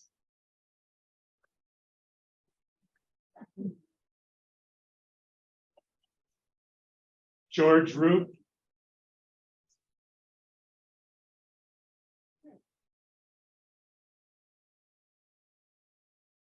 He looks like he's talking, but he's still muted. George, can you unmute, please?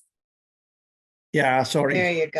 Okay, no, the cap is more important than what I'm saying. I'm a bit I hoarse. just say my last sentence and then you can say it. I love to hear from Arlene that even in the last years, he took a very critical point on Donald Trump and populism in politics and to collaborate. So he is very much also in a way how I stand politically now in these difficult times. Thank you a lot. Thank you, Frieder. Am I on? Yes, now you are on. But not on screen yet. We can see you and hear you. Okay, fine. Okay, well, this is my homage to Mike and Arlene. These fantastic guys I learned to love over a period of 13 years. They came sorry for my voice because I'm recovering from a cold and the pharyngitis, but okay, it's just the voice. Forgive me for that. Before talking about Mike, I should mention Sid Kuhn. Why? Because if it hadn't been for Sid, probably I would never have met Mike. Because Sid visited Lisbon, I think in the late 1988 or early 1999, probably working with my colleague Teresa Peña.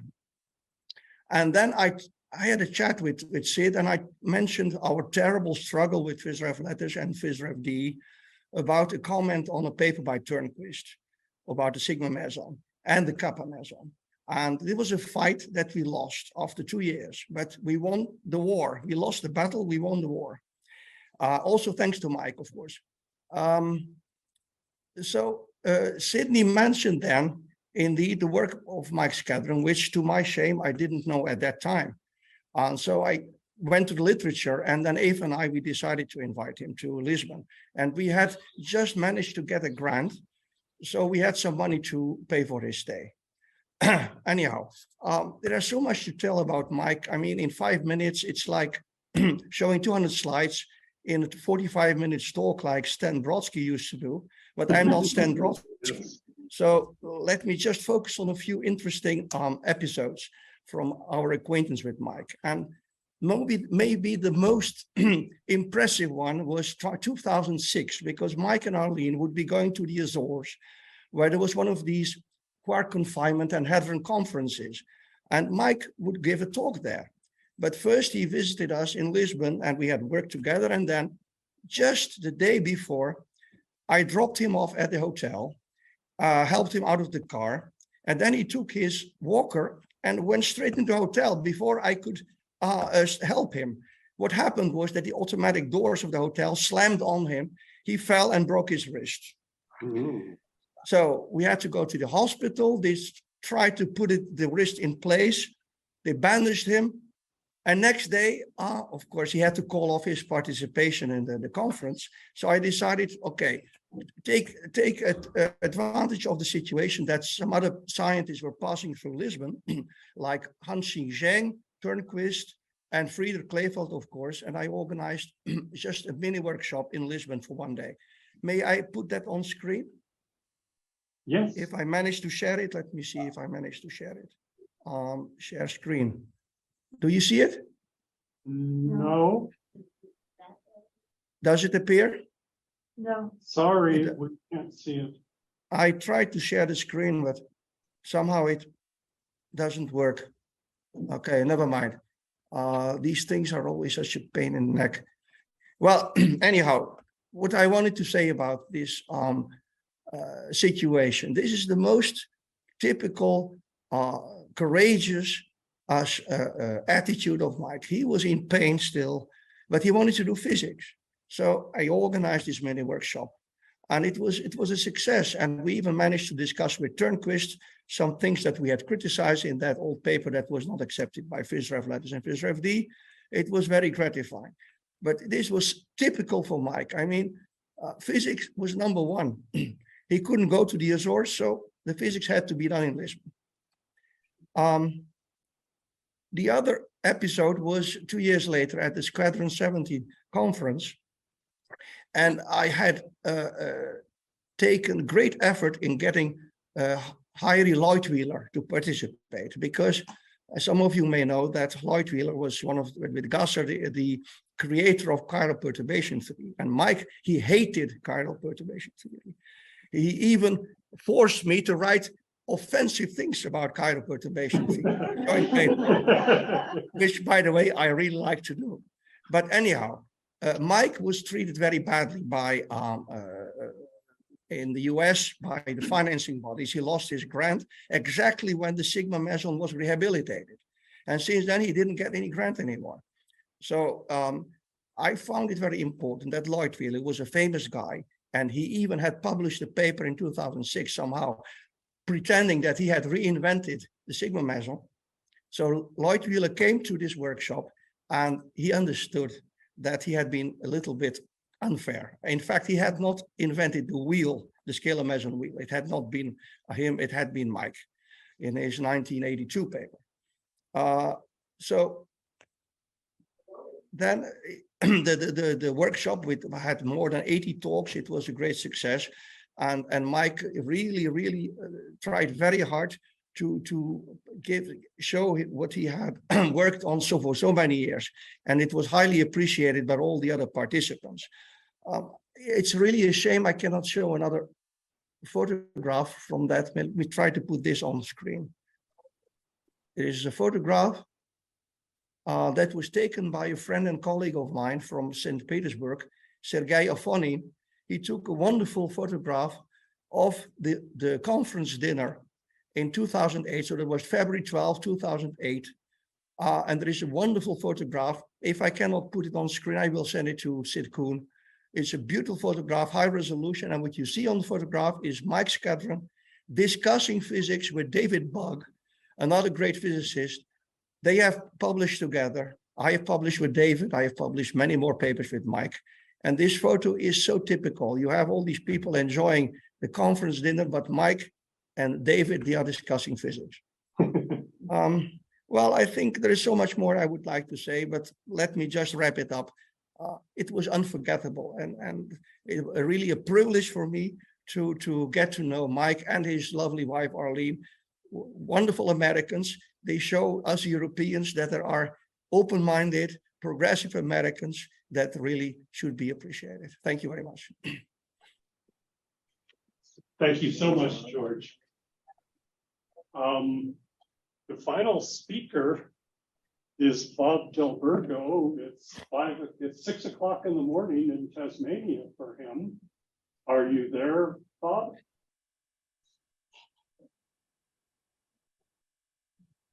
Not logged in. I think this is so important that I want to read what he. He's logged in, Sid. He's just muted. Unmuted. I can see him. He's there. He's there. Yay! Yeah. Bob? Can you, Unmute. there we go. He just did. I've just unmuted it. Oh, thank you so much. I can't, okay. Oh, there we go. All right.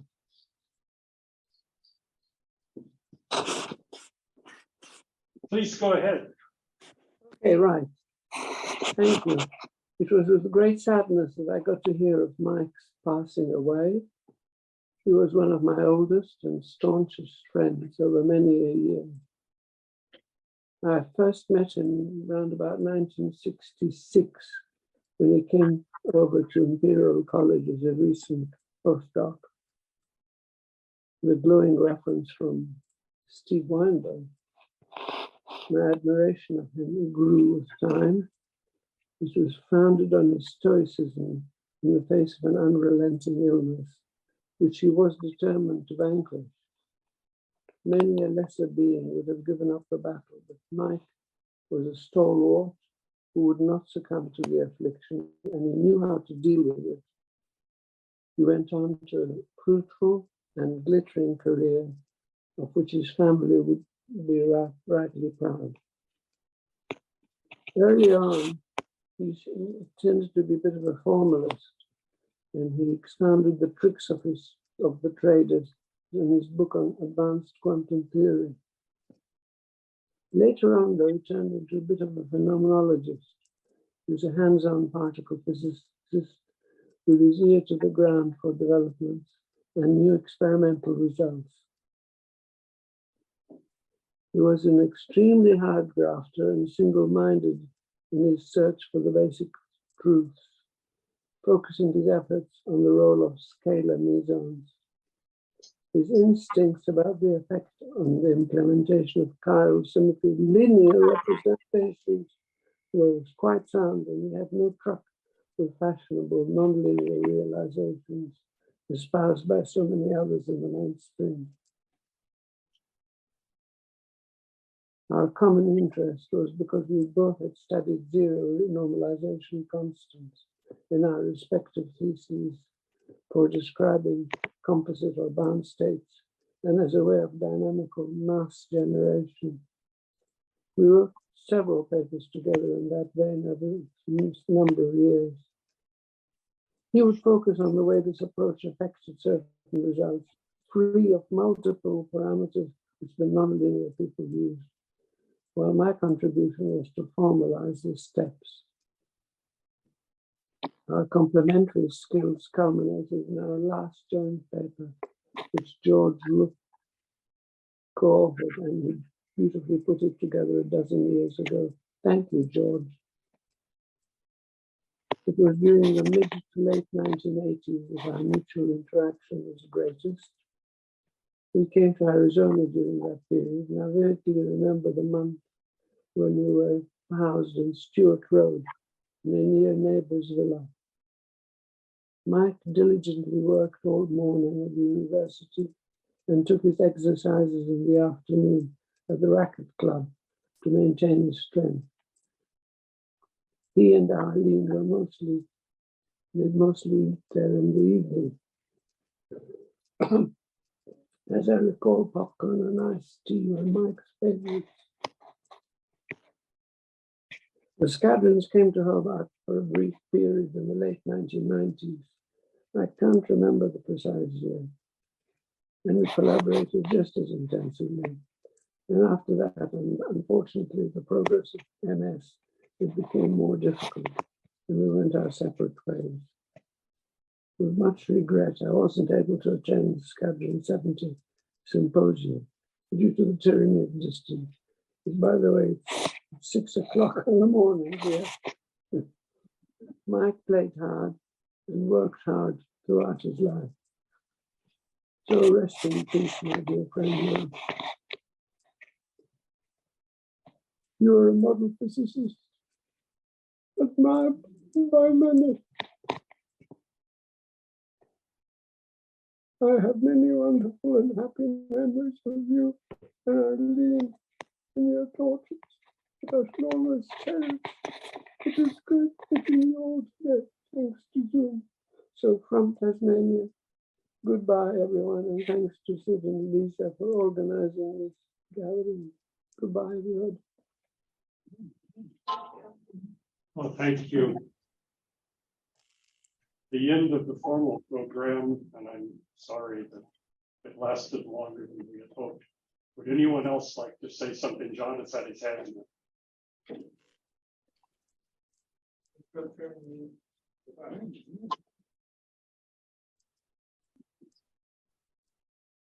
I apologize for being late because I dreaded to turn on my computer this morning that I may see something I don't want to see. When I turned it on, calendar reminded me, Mike Scadron's memorial service is second. So, bunch of people and we came here really. Sorry about that. Now, what we have seen and heard here, to me, was like a multi-course punctual meal, a banquet. What I will add here is a little bit like what Mike would have picked up from a street corner in somewhere in Southeast Asia. He loved the street peddler food. And so what I will add is just a little bit compared to the banquet we just had. Mike was an inspiration for me. And the way he walked through the hallways in the last few years inspired me. His persistence, his perseverance, and his stick with me. And he always, even the last visit we had, he always greeted me saying, "Ni hao ma," and then Yes. "ma ma ma." And the last one is Chinese saying, was the mother scolding the horse. But the way he said, "Ni hao ma," I never corrected his accent because I consider him a brother from another province with another dialect. Oh, thank you so much. And Lisa being big sister to my son. Thank you. Bert? This is off topic. A lot of you might not know John Kessler died September 2nd. And there's a memorial service for him on December 2nd. I have a notice here about it, and you're interested in pain. It's going to be at Catalina State Park. So John and I spent quite a bit of time together. We lived in the same retirement. And so we spent a lot of time discussing physics. So I'm promoting this memorial service. Perhaps I should say this is Bert Pfeiffer, one of the people who came in 1970 with, I think, with Bruce and with Mike, and has gone on to other things. I worked with Ted Boland. That's right, with Ted Boland. How long? Yeah. Thank you. Thank you.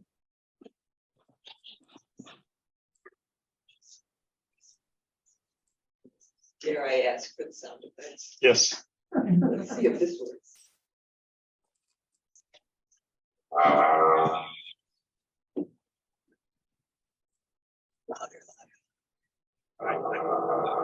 try.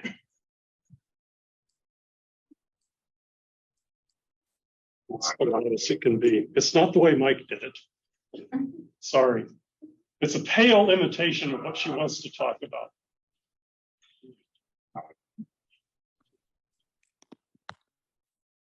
Sorry, I can't do it. Imagine it filling the room.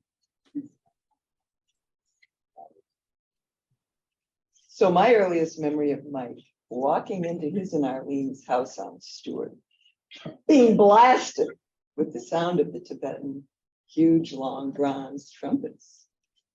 And Mike just loved that. Arlene would go, "Mike, can you turn that down?" And he'd pretend, yeah, but he wasn't.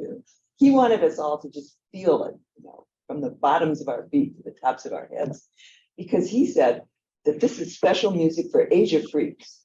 And he thought anybody who'd been to Asia was automatically in that status. And that was very high honorable status for him. You know, he wasn't kidding around. And maybe, you know, he heard this when he was in Kathmandu, and maybe he got the idea of freak, Asia freak, from Freak Street, which of course was a well-known place in those days. So first memory is this incredible sound. My last memory is just watching him power through the swimming pool at the racket club. Just incredible power, you know, never mind the legs, it's the arms and chest and shoulders. He still had it, and he was still using the thing that he had. So in between the first and the last memories, just an extraordinary life that we were all so lucky to share in. Thank you. Zoom participants, if you want to, who haven't spoken before, if you want to say something. This is Carrie, his other daughter. I'm in Pennsylvania. I just wanted to briefly say thank you so much to everyone who brought back so many memories. Barbara Bickle, I have to say, I remember coming across the street from Tucson High into your office, and I remember the whole story about the typing of my dad's book vividly. So thank you for sharing that. Levon, when you came to Thanksgiving at the Garcias, I remember your wife's eggplant dish vividly to this day. I wish I could have it again. And thank you just so much, everyone, for sharing so many memories. You made me laugh. You made me cry. I really appreciate it all. And thank you all for sharing that. I appreciate it. This is Natalie and Howard Goldberg just chiming in just a bit. We just want to share our love of the Scadrons and say that they were very instrumental in, first of all, in introducing us, and the marriage has lasted a long time. So thank you so much. And to say that how wonderful it was when we were able to visit with them in Arizona. And the last JASNA meeting, the Jane Austen Society meeting that I went to, Howard visited and was able to go on hikes with Arlene, and just want to say how much we cared about both of you. Thank you.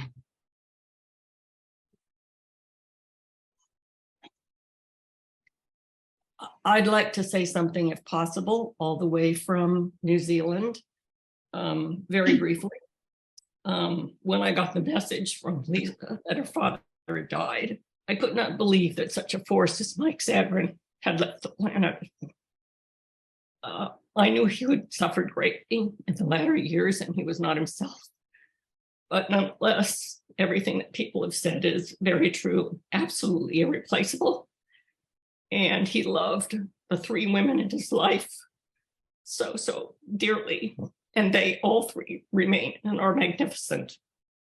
We must appreciate them as well. So excuse me for being emotional, but thank you, everyone.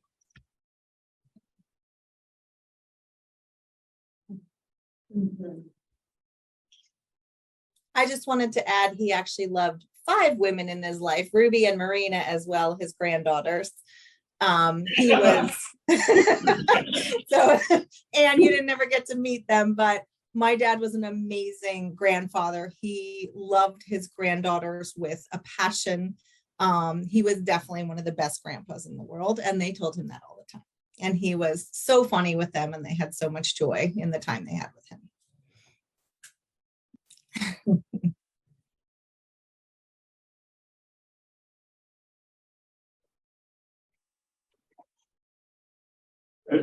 If there are no more Francis, shall I end the meeting? But thanks for everyone who came by Zoom and in person, and thank you all very, very much. I see it. Thanks. Thank you so much, Sid, for doing this. We really appreciate it. It turned out to be a lot of fun. It was wonderful. Thank you, everybody. Thank you. Thank you. Yeah, it's down.